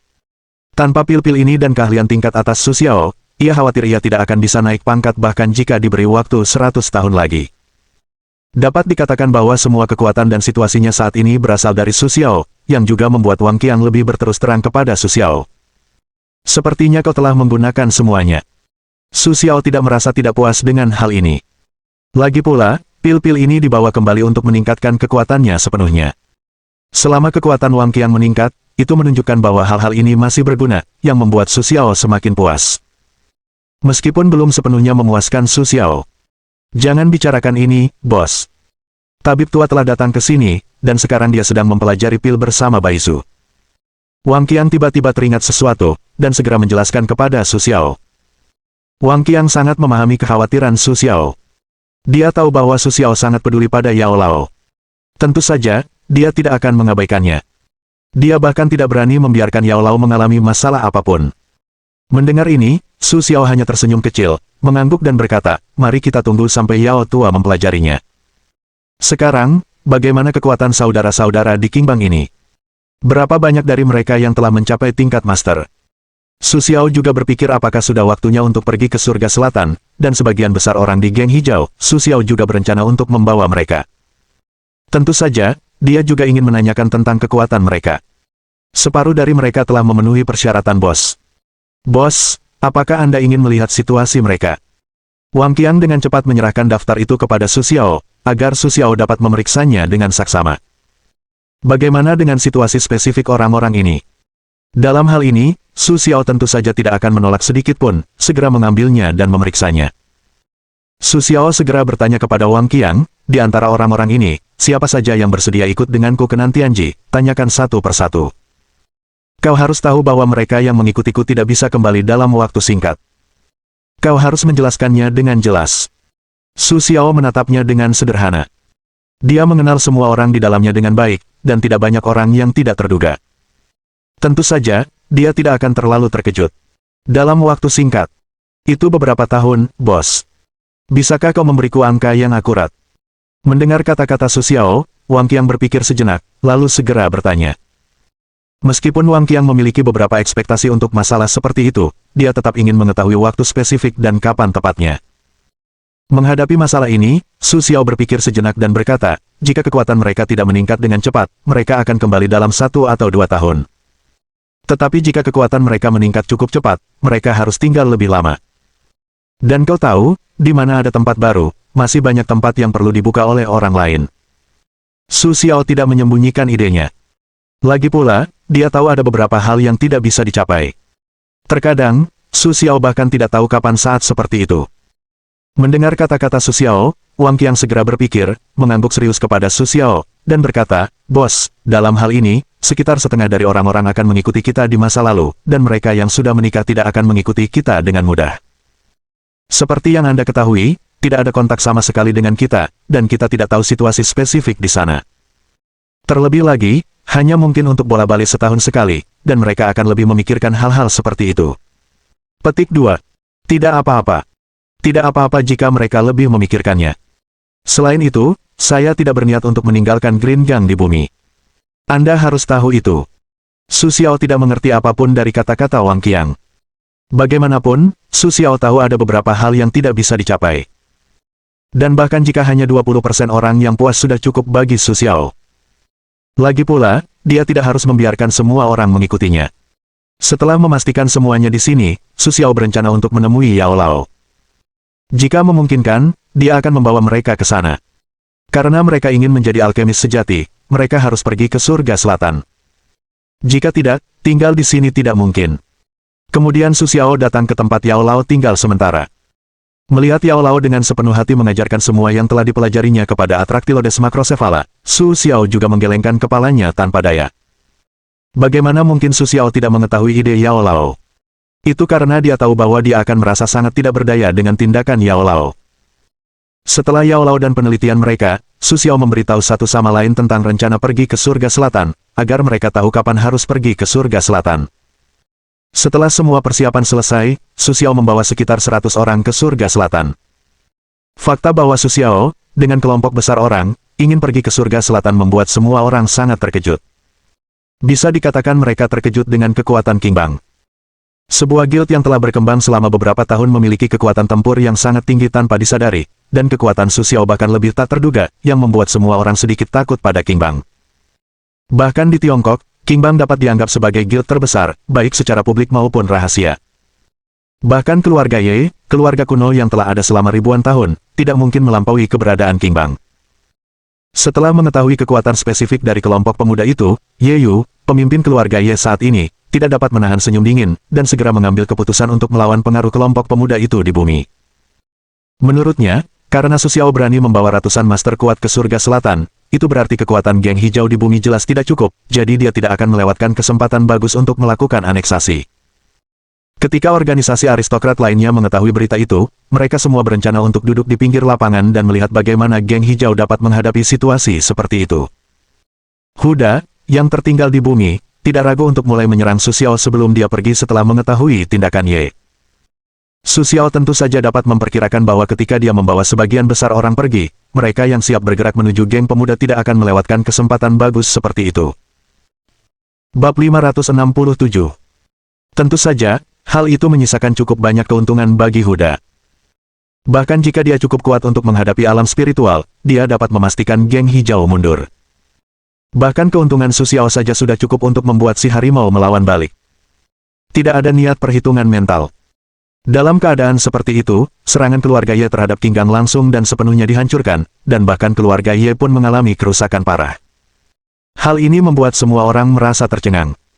Melihat kekuatan King Gang, mereka semua tahu bahwa King Gang bukanlah tempat yang bisa mereka intimidasi sesuka hati. Menghadapi trauma sebesar itu, Ye Yu bahkan terpaksa menerima kesalahan dan pergi. Dia langsung dipecat dari manajemen keluarga Ye. Namun, di hadapan geng pemuda dan bahkan Su Xiao, sikapnya masih ambigu. Dalam menghadapi situasi seperti itu, si harimau juga tidak berbuat banyak, telah membiarkan keluarga Ye berada dalam situasi genting, yang membuat semua orang tidak percaya. Setelah Su Xiao dan rombongannya tiba di surga selatan, mereka langsung pergi ke rumah di kota matahari terbenam. Meskipun ada begitu banyak saudara sekaligus, ruangan kecil itu tidak dapat sepenuhnya ditempati. Tetapi segera, Su Xiao membeli rumah di sebelah mereka, sehingga orang-orang ini dapat tinggal di sana sepenuhnya. Pada saat ini, King Gang juga berhasil menetap di surga selatan. Setelah mengatur orang-orang itu, Ye Qian melaporkan situasi kepada Su Xiao dan berkata, "Bos, semua saudara baru telah diatur." Ye Qian berkata dengan hormat kepada Su Xiao, di hadapan kedatangan Su Xiao, Ye Qian juga merasa sangat senang, dan bahkan untuk situasi seperti itu, Ye Qian merasa lega, yang membuat Su Xiao merasa tak berdaya. Bagus. Tidak ada yang salah dengan periode waktu ini, kan? Su Xiao duduk dan bertanya kepada Ye Qian. Dia ingin tahu apakah ada masalah ketika dia tidak melihatnya. Inilah yang ingin diketahui Su Xiao. Bagaimanapun, tidak semua orang bisa menjadi manajer yang sempurna. Tidak masalah. Ye Qian dengan cepat berkata, dan melanjutkan kepada Su Xiao, "Bos, ada banyak biksu dari bumi selama periode waktu ini. Saya telah menanyakan keberadaan mereka." Meskipun Su Xiao tidak memiliki persyaratan yang jelas, Ye Qian dengan jujur memberitahu Su Xiao semua informasi, sehingga Su Xiao juga dapat mengetahui situasi ini. Bagaimanapun, beberapa hal perlu ditangani oleh Su Xiao. Su Xiao dengan santai membolak-balik barang-barang yang diambil Ye Qian, tetapi dia tidak memperhatikannya. Dia segera meminta Ye Qian, "Besok kamu akan membawa mereka untuk mendapatkan tanda identitas, mencari tempat untuk menempatkan saudara-saudara, dan mencoba mencari pekerjaan yang cocok, sehingga saudara-saudara dapat memiliki sedikit penghasilan. Itu tidak menjamin kekayaan. Tetapi setidaknya kamu harus bisa menyeimbangkan jari-jarimu." Petik 2. Su Xiao memikirkan pengaturan untuk kelompok besar orang seperti itu. Meskipun Su Xiao dapat memenuhi kebutuhan saudara-saudara ini, bukan berarti mereka bersedia membiarkan Su Xiao memenuhi kebutuhan mereka. Bagaimanapun, mereka semua adalah laki-laki. Tentu saja, mereka memiliki harga diri sendiri. Mereka tidak ingin menjadi beban bagi Su Xiao. Su Xiao juga perlu memperhatikan keinginan mereka. Jika memungkinkan, Su Xiao juga berencana untuk memanfaatkan saudara-saudara ini lebih maksimal. Aku akan membawa mereka besok. Untuk pengaturan Su Xiao ini, Ye Qian juga mengangguk dengan tulus, dan berkata dengan serius. Setelah Wang Qian terbiasa dengan tempat ini dalam 2 hari, biarkan dia menangani tugas-tugas ini. Kamu juga bisa berlatih dengan serius. Melihat kekuatan Ye Qian telah meningkat pesat selama periode ini, Su Xiao semakin bertekad untuk membina Ye Qian. Bagaimanapun, tidak mungkin sebuah organisasi hanya memiliki satu orang dengan prestasi tinggi. Jika tidak, organisasi tersebut tidak akan mampu bertahan. Jika Su Xiao pergi untuk waktu yang lama, itu akan menjadi bencana besar bagi geng hijau. Su Xiao tentu tidak ingin melihat situasi seperti itu. Ia juga secara spontan ingin meningkatkan kekuatan King Bang lagi. Bos, saya ada pesan. Apakah Anda ingin pergi? Tepat setelah Su Xiao menjelaskan semuanya, Ye Qian berkata kepada Su Xiao. Katakan padaku, ada berita apa? Su Xiao tidak ingin melewatkan ide yang diajukan Ye Qian, jadi dia langsung bertanya. Di wilayah timur, ada kontes bela diri. Konon, kontes bela diri Langit Selatan akan diadakan 3 tahun lagi. Bos, apakah Anda ingin kami berpartisipasi? Ye Qian segera menjelaskan kepada Su Xiao, dan bahkan untuk membuat Su Xiao benar-benar lega, Ye Qian berencana untuk memberitahu Su Xiao semua informasi. Menurut Ye Qian, ada manfaat tertentu untuk berpartisipasi dalam konferensi ini. Setidaknya mereka dapat memberitahu Su Xiao situasi terkini di timur. Lagi pula, mereka juga berniat untuk tinggal di sini untuk sementara waktu. Ketika Su Xiao mendengar kata-kata Ye Qian, dia segera mengangguk dan berkata kepada Ye Qian, hitung berapa banyak dari kita yang memenuhi persyaratan kompetisi. Kita tidak boleh melewatkan kesempatan seperti itu. Setelah mendengarkan penjelasan Ye Qian, Su Xiao segera berkata kepada Ye Qian. Siapapun yang memenuhi syarat, mereka bisa mencoba. Lagi pula, setelah mendengar apa yang dikatakan Ye Qian, kita tahu bahwa ini adalah peristiwa besar di timur. Jika kita melewatkannya, itu sangat disayangkan. Su Xiao tidak ingin melewatkan hal seperti itu. Terlebih lagi, ini akan menjadi kesempatan bagi geng hijau untuk berintegrasi ke timur, dan bahkan menjadikan mereka perwakilan dan pemimpin yang baik. Melihat respons positif Su Xiao, Ye Qian tak kuasa menahan senyum puas. Menurut Ye Qian, mendapatkan persetujuan Su Xiao adalah hal yang sangat membanggakan. Terlebih lagi, bagi Ye Qian, itu juga berarti apresiasi dari Su Xiao. Ketika semua orang mendapat kabar dan menerima token identitas, mereka merespons positif terhadap kompetisi tersebut. Ketika Su Xiao melihatnya, dia sangat senang melihat bahwa saudara-saudaranya ini dapat menjadi versi diri mereka yang lebih baik demi sebuah tujuan. Bagaimana mungkin Su Xiao tidak bahagia? Terlebih lagi, menurut Su Xiao, beberapa hal memang memiliki efek yang baik. Bos, Anda hanya dapat berpartisipasi dalam kontes alam dewa. Setelah mengajak orang-orang ini mendaftar, Ye Qian menyadari bahwa dengan kekuatan Su Xiao saat ini, dia tidak dapat berpartisipasi dalam kompetisi tingkat selanjutnya. Namun, Ye Qian tahu bahwa Su Xiao baru saja menembus alam dewa tahun ini. Betapa sulitnya untuk maju di alam dewa. Alam transformasi dewa. Itu tidak buruk. Ketika Su Xiao mendengar ini, dia tidak bisa menahan senyum. Jika benar-benar ikut serta dalam kompetisi di bawah usia 30 tahun, Su Xiao mungkin akan merasa bosan. Lagi pula, tidak mudah menembus ramuan emas sebelum usia 30 tahun. Tapi itu hanya hal yang membosankan bagi Su Xiao. Jika dia berkompetisi dengan yang kuat di alam roh, Su Xiao mungkin sedikit tertarik. Setidaknya bertarung dengan yang kuat di level yang sama akan meningkatkan kekuatan Su Xiao sampai batas tertentu. Jika tidak, itu hanya akan menjadi pertunjukan bagi Su Xiao. Melihat bahwa Su Xiao tidak memiliki ketidakpuasan, Ye Qian sedikit lega. Dia takut Su Xiao akan merasa tidak puas. Lagi pula, jika Su Xiao merasa tidak puas, itu hanya berarti dia lalai dalam menjalankan tugasnya, yang tidak ingin dilihat Ye Qian. Tenang saja. Kamu bisa memberiku kontes di alam transformasi dewa. Aku juga ingin melihat kekuatan orang-orang kuat ini. Aku tidak tahu apakah ini akan mengecewakanku, kata Su Xiao dengan sedikit harapan. Untuk situasi seperti ini, Su Xiao tidak ingin melewatkannya. Baik, bos. Aku akan mendaftarkanmu sekarang juga. Setelah menerima perintah Su Xiao, Ye Qian segera pergi untuk mendaftar kompetisi Su Xiao. Setelah Ye Qian pergi, Su Xiao mengeluarkan cangkang kura-kura tempat Yuer tinggal, mengetuknya perlahan, memanggil Yuer keluar, dan berkata kepada Yuer, apakah kamu puas dengan bulan di sini? Su Xiao duduk di halaman dan menunjuk ke Yuer untuk melihat bulan purnama di langit. Meskipun situasi di langit selatan sangat berbeda dari di bumi, bulan di kedua tempat ini sama terangnya, yang membuat Su Xiao merasa sedikit penasaran dan ingin menjelajahi misteri dunia ini. Sayang sekali kekuatan Su Xiao saat ini tidak cukup untuk membuatnya berhasil menembus lapisan pelindung langit selatan.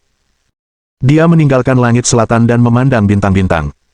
Tapi Su Xiao percaya bahwa dengan kekuatan dan bakatnya, itu hanya masalah waktu yang singkat.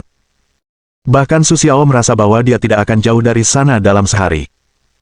Ketika Su Xiao memikirkannya, dia kembali sadar, hanya untuk menemukan Yuer menatap bulan dan diam-diam menangis, yang membuat Su Xiao panik dan bertanya, ada apa?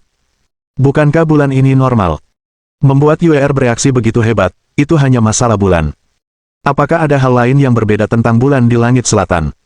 Su Xiao diam-diam ragu, tetapi sekarang yang terpenting adalah ingin menghibur Yuer. Tidak. Mendengar pertanyaan Su Xiao yang khawatir, Yuer berkata kepada Su Xiao dengan sedikit terisak. Tangisan itu membuat Su Xiao merasa lebih bersalah. Yuer kemudian melanjutkan, aku tidak tahu kenapa. Saat aku melihat bulan, aku hanya merasa sedih, seperti kehilangan sesuatu yang penting. Su Xiao, kenapa kau berkata begitu? Yuer menatap Su Xiao dengan air mata di matanya. Su Xiao tidak tahu bagaimana menjawab pertanyaan ini.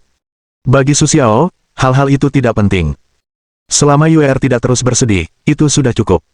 Su Xiao segera berpikir serius dan bertanya pada Yuer, apa perbedaan antara kedua bulan itu? Bab 568. Aku tidak tahu. Yuer menggelengkan kepalanya dengan keras dan berkata kepada Su Xiao sambil berlinang air mata. Matanya berbinar-binar penuh perjuangan, yang membuat Su Xiao merasa sedih sekaligus terhibur. Baiklah, aku tidak akan bertanya. Ayo masuk dan berhenti memandang bulan. Su berkata sambil tersenyum, dan membawa Yuer ke kamar. Setelah memasuki kamar, tatapan Yuer menjadi rileks. Seketika, Yuer memberi Su senyum terima kasih, lalu dengan sedih berbaring di tempat tidur. Melihat Yuer seperti ini, bagaimana mungkin Su Xiao meninggalkannya dan pergi? Segera, Su Xiao menutup pintu dan berbisik kepada Yuer, aku di sini, kamu istirahat dulu. Setelah mendengar kata-kata lembut Su Xiao, tatapan Yuer tiba-tiba rileks, tetapi dia masih menatap Su Xiao dan bertanya, Su Xiao, apakah kamu selalu di sini bersamaku? Setelah jeda, Yuer melanjutkan, bisakah kamu berhenti berjalan? Bahkan jika kamu ingin pergi, kamu akan pergi setelah aku tertidur, oke? Baiklah, aku tidak akan pergi malam ini. Aku akan di sini bersamamu, oke? Su Xiao siang membujuk Yuer seperti anak kecil, agar Yuer bisa rileks dan beristirahat. Dia juga berpikir apakah dia telah membuat kesalahan dan seharusnya tidak membawa Yuer ke surga selatan. Bagaimanapun, ini terlalu asing bagi Yuer. Awalnya membiarkan Yuer keluar saja sudah sangat memaksanya, dan tiba di tempat yang benar-benar asing, bagi Yuer, itu akan menjadi hal yang menyakitkan. Tetapi pikiran ini, setelah Yuer tertidur, benar-benar lenyap. Ketika Yuer tertidur, dia mulai berlatih seperti sebelumnya. Bahkan di tempat yang auranya lebih bergejolak ini, kemampuan Yuer tampak seperti ikan di air. Dalam sekejap, aura di sekitar Su Xiao berlipat ganda, dan trennya bahkan lebih jelas. Menyadari situasi ini, wajah Su Xiao tiba-tiba berubah, dan segera berbisik kepada semua saudara Qingbang di dekatnya. Semua saudara, mulailah berlatih sekarang. Melihat aura di sekitarnya yang semakin pekat, Su Xiao tak kuasa menahan rasa penasaran dan terkejut akan kemampuan Yuer. Dalam hatinya, Su Xiao juga berpikir untuk memperlambat kemampuan Yuer, tetapi sekarang tampaknya hal itu sama sekali tidak mungkin dilakukan. Yuer tanpa sadar beristirahat dalam tidurnya dan mengumpulkan aura di sekitarnya dengan sangat cepat, belum lagi Yuer berlatih kultivasi dengan serius. Masalah ini harus segera diatasi. Su Xiao berpikir bahwa besok dia akan mengirim seseorang untuk mengundang seorang penyihir agar sepenuhnya menutup tempat tinggal mereka, setidaknya untuk mengisolasi aura mereka sepenuhnya, dan bahkan untuk mencegah orang-orang itu menguji kemampuan mereka sesuka hati. Hanya ada satu hal seperti itu. Tidak apa-apa untuk menyelesaikannya. Namun, jika hal itu terjadi berulang kali, masalah tersebut akan terungkap cepat atau lambat. Namun, aku tak bisa membiarkan Yuer tidak tidur, karena untuk rencana hari ini, metode ini pun hanya sementara dan bukan permanen, jadi aku perlu memperhatikan beberapa hal. Su tertawa dan merenung dalam hati. Dia menyerap aura yang terkumpul di dekatnya ke dalam tubuhnya. Dalam proses kultivasi, Su Xiao juga memperhatikan situasi di sekitar Yuer. Kultivasi Yuer hanya dapat mengubah alam biasa, yaitu alam Yuanying. Jika aura-aura ini sepenuhnya diserap, itu pasti bukan hal yang baik bagi Yuer. Tidak peduli apapun Yuer, itu sama saja. Tingkat kultivasi menentukan seberapa banyak aura yang dapat mereka serap. Sama seperti seorang biksu di alam Mahayana, meskipun dia berlatih keterampilan non-standar, aura yang dia butuhkan untuk berlatih jauh lebih besar daripada di alam kebugaran. Inilah perbedaan besar yang ditimbulkan oleh kultivasi, dan keterampilan hanya semakin memperluas perbedaan ini. Setelah mengamati UR, Su Xiao terkejut menemukan bahwa UR sama sekali tidak khawatir tentang apapun. Ketika aura berkumpul di sekitar UR, hanya sebagian kecil yang akan masuk ke tubuh UR, dan sebagian besar aura lainnya terkondensasi di sekitar UR, sama seperti aura yang digunakan Su Xiao sekarang. Melihat ini, Su tersenyum menanggapi kekhawatiran UR, lalu menurunkannya. Setelah latihan semalaman, pencapaian semua orang, termasuk Su Xiao, telah meningkat sampai batas tertentu. Bahkan Su Xiao telah naik ke level kecil, dan mereka yang pencapaiannya lebih rendah mengalami peningkatan yang lebih signifikan. Su Xiao melihat bahwa Wang Qiang hanya selangkah lagi dari dunia, dan merasakan kekuatan UR. Bos, saya akan melakukan itu beberapa kali lagi tadi malam. Mungkin pencapaian saya akan menyusul Anda. Wang Qiang berkata kepada Su Xiao dengan puas bahwa kultivasi itu membuat ketagihan. Sebelumnya, Wang Qiang tidak bisa merasakannya karena aura di bumi terlalu tipis, dan bakatnya tidak terlalu bagus. Setelah 10,5 bulan kultivasi, tidak akan ada kemajuan. Untuk waktu yang lama, tidak peduli seberapa antusiasnya dia dalam kultivasi, dia pasti akan malas. Oleh karena itu, ketika ia merasakan peningkatan kultivasinya, yang bukan disebabkan oleh obat-obatan, Wang Qiang segera mengerti mengapa Chen Lihui begitu terobsesi dengan kultivasi. Nanti, Su Xiao tidak menolak pertanyaan ini. Lagi pula, UR datang ke sini beberapa kali lagi, yang memiliki pengaruh besar pada kultivasi mereka. Tetapi setelah melihat keadaan Wang Qiang saat ini, Su Xiao berkata dengan sedikit peringatan, jangan pergi untuk menstabilkan keadaanmu. Bagi Su Xiao, peningkatan kultivasi pada poin manapun, selama beberapa minggu lagi, dapat sepenuhnya stabil. Tetapi Wang Qiang langsung naik 2 tingkat kecil, tetapi dia masih berkeliaran di luar. Dia tidak tahu bagaimana menstabilkan kultivasinya, yang membuat Su Xiao membenci besi tetapi tidak baja. Baik, bos, saya akan pergi ke tempat kultivasi yang stabil. Wang Qiang kali ini membiarkan Su Xiao berlatih tanpa rasa antipati, bahkan sedikit bersemangat untuk mencoba. Melihat Su Xiao tidak melakukan apa yang perlu dia lakukan di sini, Wang Qiang segera kembali ke kamarnya untuk benar-benar mengonsolidasikan kultivasinya. Tidak lama setelah Wang Qiang pergi, Ye Qian datang menghampiri Su Xiao dan menyapanya. Selamat pagi, bos. Kenapa kau di sini? Kenapa tidak memperbaikinya, Ye Qian? Tanya Su Xiao dengan sedikit ragu. Dengan kondisi pikiran Ye Qian, Su Xiao tidak perlu mengingatkannya tentang masalah menstabilkan kultivasi. Terlebih lagi, aura yang terkumpul ini belum sepenuhnya hilang. Ye Qian rela melepaskan kesempatan bagus seperti itu untuk menemuinya, yang membuat Su Xiao sedikit curiga. Lagi pula, aura-aura ini tidak berarti apa-apa bagi Su Xiao. Bahkan jika Su Xiao berkultivasi, dia akan menjara aura orang lain. Kalau tidak, Su Xiao akan terus berkultivasi di dalam ruangan. Tapi mengapa Ye Qian juga keluar, yang membuat Su Xiao sedikit bingung. Kultivasiku sedang sulit. Sekarang aku hanya butuh kesempatan untuk membuat terobosan, dan aku tidak ingin membuat terobosan seperti ini. Ketika Ye Qian mendengar pertanyaan Su Xiao, dia segera memberitahu Su Xiao situasinya dengan jujur, agar Su Xiao bisa lebih memahami situasinya. Setelah mendengar ini, Su Xiao melihat situasi Ye Qian dan menemukan bahwa, seperti yang dikatakan Ye Qian, kultivasinya telah mencapai titik kritis. Yang dia butuhkan bukanlah jumlah aura, tetapi keadaan pikiran. Lagi pula, tidak semua orang bisa tersenyum kepada Su seperti ini.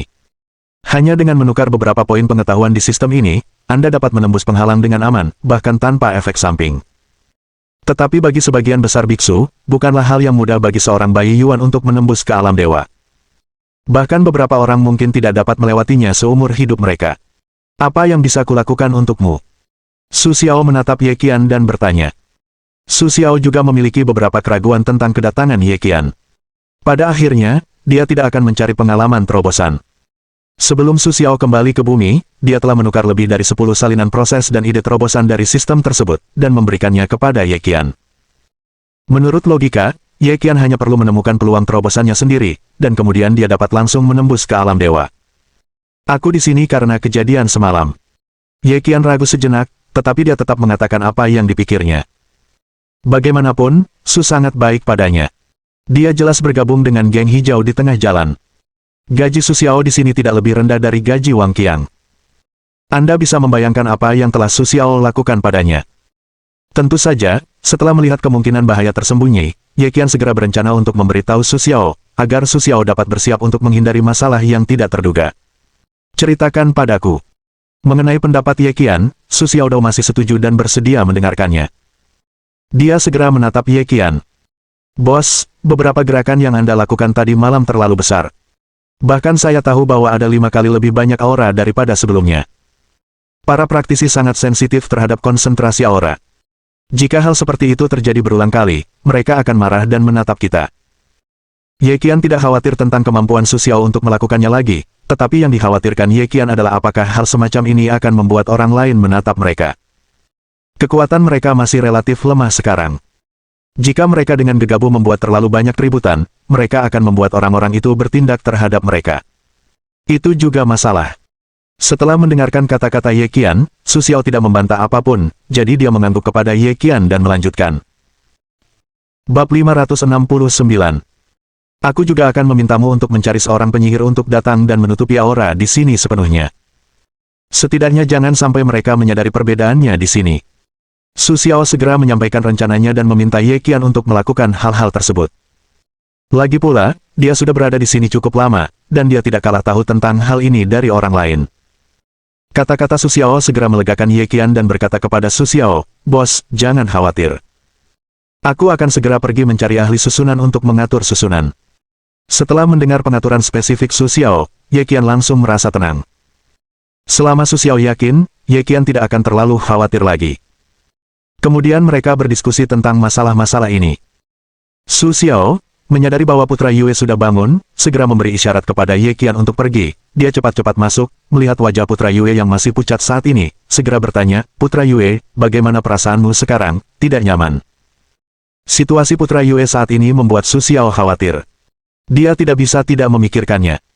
Jika situasinya terus memburuk, Su Xiao mempertimbangkan apakah akan membawa Yue kembali ke bumi. "Sue, aku masih sakit."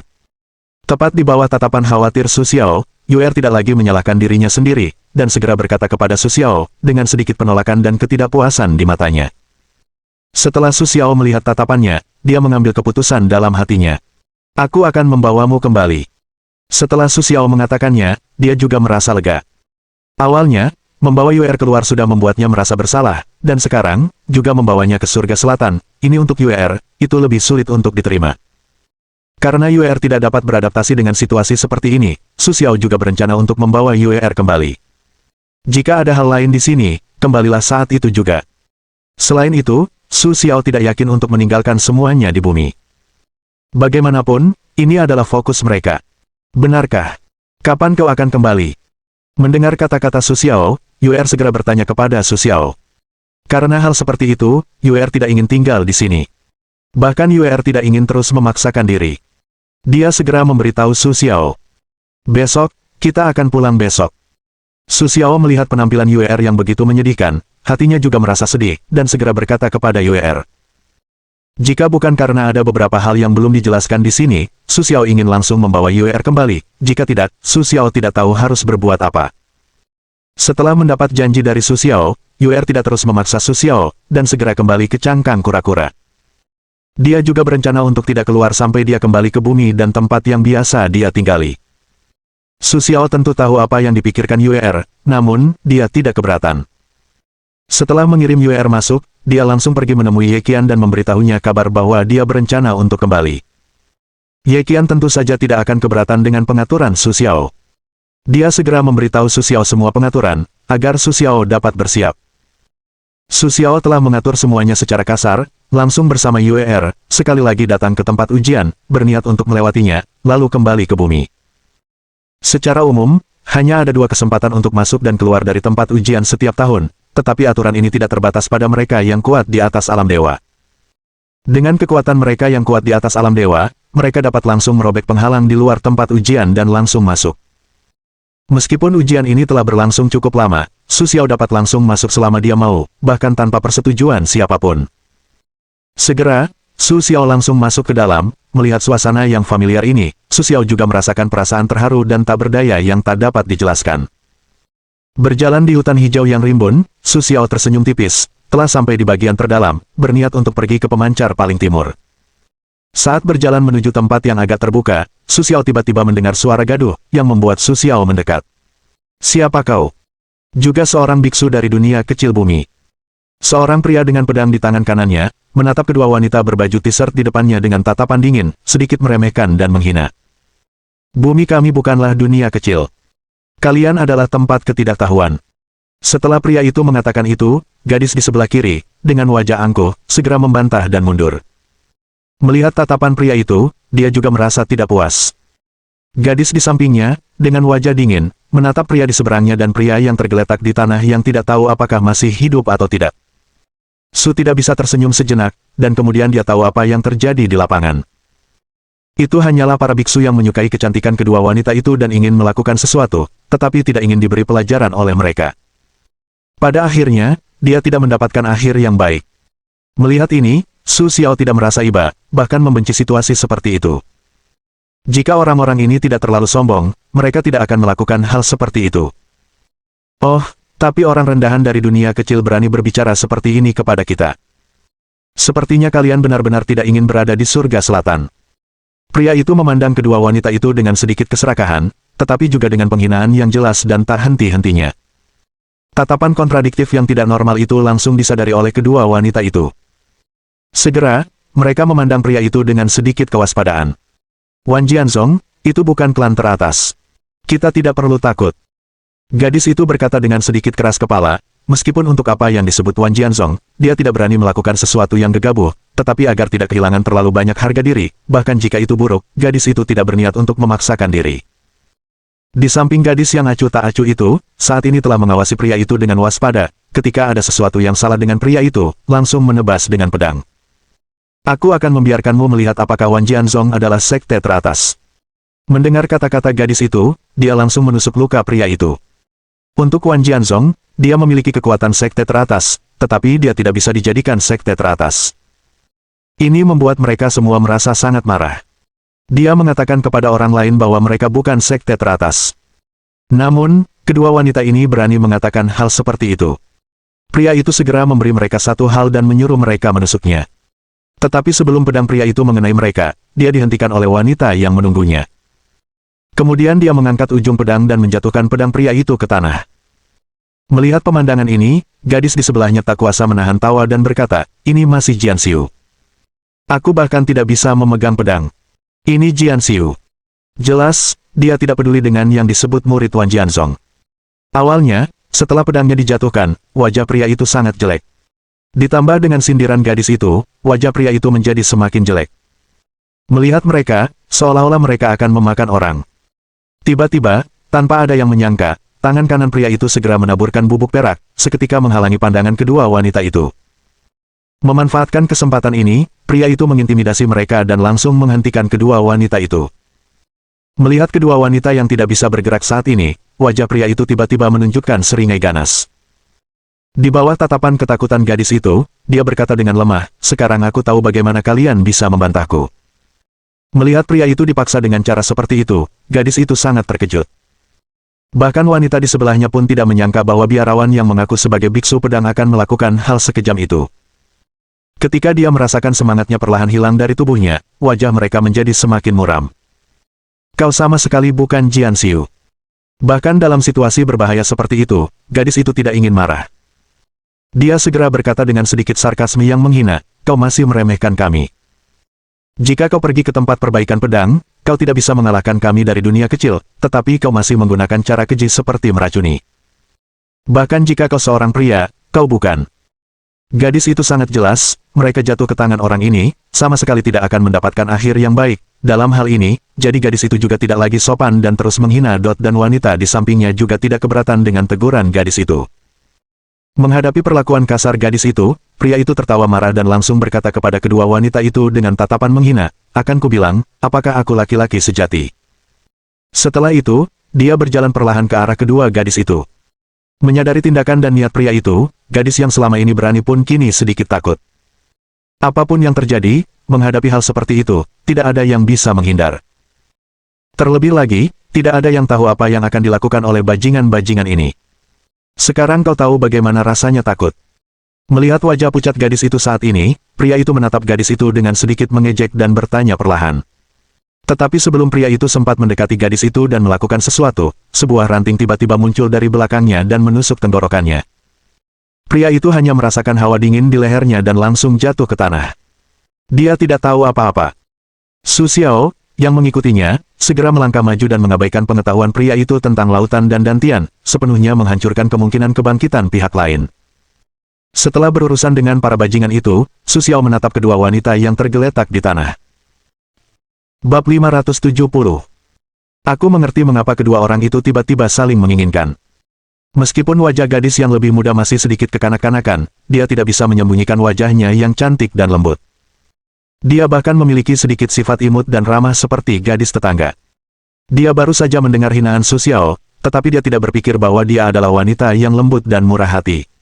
Di sisi lain, wanita di sebelahnya, yang sedikit acuh tak acuh, seperti bunga teratai salju di langit. Bahkan dalam angin dingin, dia tidak akan berubah sama sekali. Dia masih menunjukkan sikapnya yang bersih, meskipun wajahnya tidak secantik gadis muda. Tetapi dia juga memiliki fitur wajah yang indah. Terlebih lagi, daya tarik tubuhnya membuat pria muda terangsang untuk menaklukkannya. Itu adalah perasaan yang tak seorang pun bisa menyerah untuk menaklukkan wanita yang mulia dan dingin seperti gunung es. Di hadapan kedua wanita cantik ini, Su Xiao hanya sedikit terkejut, lalu bertanya, "Saya Su Xiao dari Qinggang. Apakah Anda berencana pergi ke surga selatan?" Su Xiao baru saja mendengar mereka mengatakan bahwa mereka berasal dari bumi, dan mereka masih orang Tiongkok. Jadi Su Xiao terpikir untuk meminta bantuan. Kalau tidak, Su Xiao akan langsung pergi dan tidak akan tinggal di sini selama setengah menit pun. Petik 2.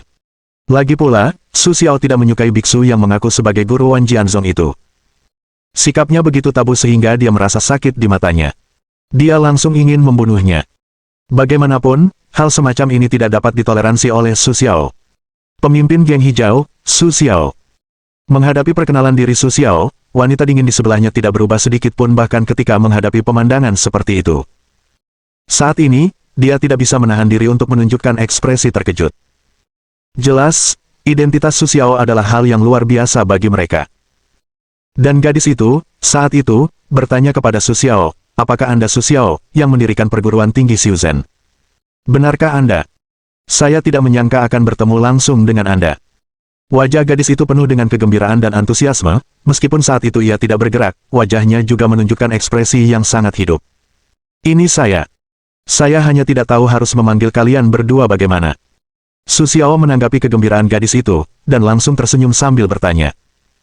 Su Xiao memiliki beberapa dugaan tentang identitas kedua orang ini, tetapi dia tidak tahu dari keluarga mana mereka berasal atau dari mana mereka berasal. Setidaknya identitas mereka tidak sederhana. Su Xiao yakin. Lagi pula, tidak semua orang bisa membesarkan dua wanita cantik seperti itu. "Kami dari keluarga Qi. Namaku Kim Yao Chun. Ini adikku, Kim Yao Xue." Kim Yao Chun, gadis yang sangat bangga, berkata kepada Su Xiao.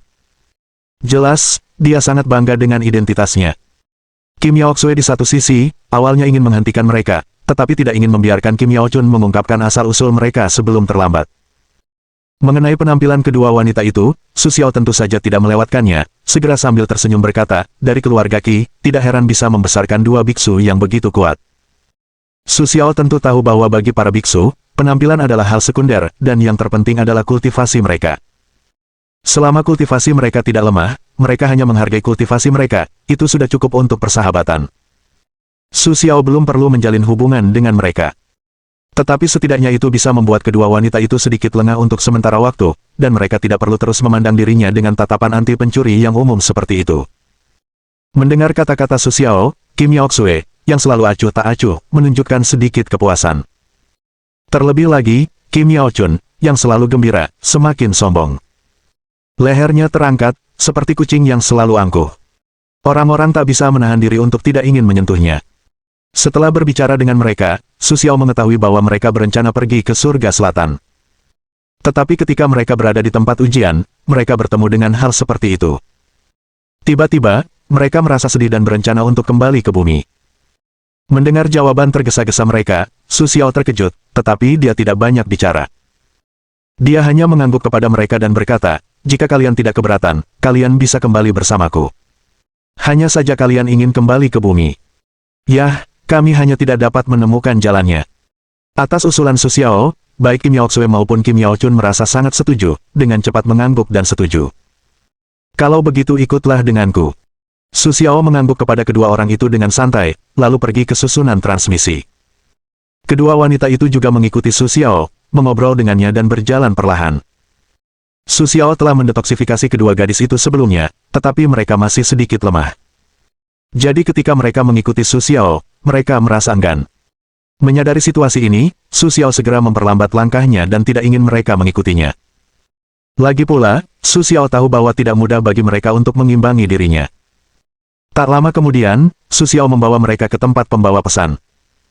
Tanpa membiarkan mereka keluar dari batu, Su Xiao langsung menyalakan pembawa pesan dan kembali ke Pulau Emas. Ketika kami tiba di Pulau Emas, kami baru saja bertemu keluarga Qi, yang datang untuk mencari kedua gadis itu, untuk bertemu Qi Yun, tetua kedua keluarga Qi. Ketika mereka tiba di Pulau Emas, Su Xiao tiba-tiba muncul di hadapan mereka, melirik Su Xiao dengan dingin, lalu berbalik menatap Kim Yaochun dan Kim Yaoxue dengan tegas, dan bertanya, apakah kalian tahu kalian sudah kembali? Mengapa, di mana kalian menderita? Kim Yaochun dan Kim Yaoxue, kedua gadis itu, diam-diam berlari keluar, dan kemudian berniat pergi ke surga selatan untuk berkelana. Tetapi mereka tidak menyangka akan menghadapi situasi sulit seperti itu di tempat ujian, dan mereka segera berlari kembali. Menghadapi omelan Qi Yun, kedua gadis itu hanya mengangkat bahu dan mendengarkan omelan Qi Yun. Saat Qi Yun mengomel, Su Xiao hanya berdiri di dekatnya sejenak. Melihat bahwa mereka tidak memperhatikan maksudnya, dia segera berencana untuk pergi. Bagaimanapun, ini adalah urusan keluarga Qi. Su Xiao tidak mudah untuk ikut campur dan tidak ingin ikut campur. Dari apa yang terjadi pada keluarga Ye sebelumnya, Su Xiao memiliki beberapa konflik dengan keluarga-keluarga yang disebut bangsawan ini. Sulit bagi Su Xiao untuk memperhatikan superioritas mereka. Bagaimanapun, caranya berbeda. Tepat ketika Su Xiao hendak pergi, Qi Yun berbalik dan menatap Su Xiao. Dia perlahan bertanya, apakah Anda pemimpin Qingbang Su Xiao? Ada apa? Su Xiao tidak terkejut Qi Yun bisa mengenalinya. Lagi pula, menurutnya, jika dia tidak bisa membantu, akan lebih mengejutkan jika dia tidak tahu apa yang akan dilakukan pihak lain. Tidak ada apa-apa. Saya hanya ingin berterima kasih kepada Su karena telah membantu anak-anak keluarga Qi. Qi Yun berpura-pura tidak bisa ditebak. Melihat Su Xiao, dia tidak bisa tidak merasa bahwa dia bermaksud memberi hadiah kepada Su Xiao. Namun, siapa Su Xiao, seberapa kuat dia, dan tidak akan peduli dengan keluarga Qi yang kecil, bahkan jika 4 keluarga Tiongkok bergabung, itu tidak akan berpengaruh pada Su Xiao. Segera Su Xiao juga dengan senyum tipis, berkata, selesai, kalau begitu saya pergi. Setelah itu, Su Xiao bahkan tidak ingin terus mendengarkan, jadi dia berbalik dan pergi. Bagaimanapun, hal seperti itu bukanlah apa-apa bagi Su Xiao. Melihat Su Xiao benar-benar pergi, Qi Yun, Kim Yaochun, dan Kim Yaoxue merasa sedikit tak percaya. Meskipun reputasi Qingbang dan Su Xiao terkenal di Tiongkok dan bahkan seluruh dunia, mereka tetap tidak menganggap Su Xiao setara. Lagi pula, detail tentang Su Xiao terlalu dangkal bagi mereka. Tidak peduli siapapun itu, kita harus mengakuinya. Yang tidak mereka duga adalah Su Xiao tidak peduli dengan hal ini. Selama kekuatannya cukup kuat, bahkan jika semua orang menentangnya, tidak ada masalah, karena mereka hanya bisa melawan dirinya sendiri, dan mereka tidak bisa berbuat apa-apa. Su Xiao sangat memahami hal ini, dan bahkan merasa cukup meremehkan. Su Xiao segera menyingkirkan pengintai yang mengikutinya dari belakang, lalu membawa Yue dan pergi ke laut dalam. Melihat kondisi putra Yue tadi malam, Su Xiao tentu saja tidak ingin membiarkan putra Yue terus menanggung hal seperti itu. Bahkan jika ia tidak berencana membawanya ke Tiongkok, membiarkannya tinggal di laut dalam, itu tidak masalah. Yue, kita sudah sampai. Keluarlah. Su Xiao melihat sekeliling dan tidak melihat orang lain tertinggal, jadi ia memanggil Yue. Ia juga berharap Yue dapat hidup dengan baik di darat, jika tidak, Su Xiao tidak tahu harus berbuat apa. Apakah kalian sudah sampai? Mendengar kata-kata Su Xiao, Yue, dengan sedikit rasa takut, mengintip keluar dan melihat area laut yang familiar dan matahari terbenam di langit. Ada sedikit kilauan di matanya. Pulang, ayo kita kembali. Su Xiao berkata, lalu membawa Yue ke laut, ke tempat yang pernah dilihat Su Xiao sebelumnya. Inilah tempat Yue tinggal selama lebih dari 10 tahun, dan kemungkinan Yue akan terus tinggal di sini. Su Xiao memandang area laut ini dengan perasaan campur aduk. Melihat Yue berdiri di tempat yang sama, Su Xiao merasa semakin bersalah dan enggan. Untungnya, dia belum menimbulkan masalah besar. Mohon dukungan dari omom ante-ante sekalian, buat subscribe atau sharekan novel Mimin ke Facebook kalian, agar channel Mimin bisa terus berkembang. Dengan begitu, Mimin bisa lebih semangat untuk up novel seru lain ke depannya. Buat teman-teman yang sudah subscribe dan sharekan novel Mimin, Mimin ucapkan terima kasih sebanyak-banyaknya.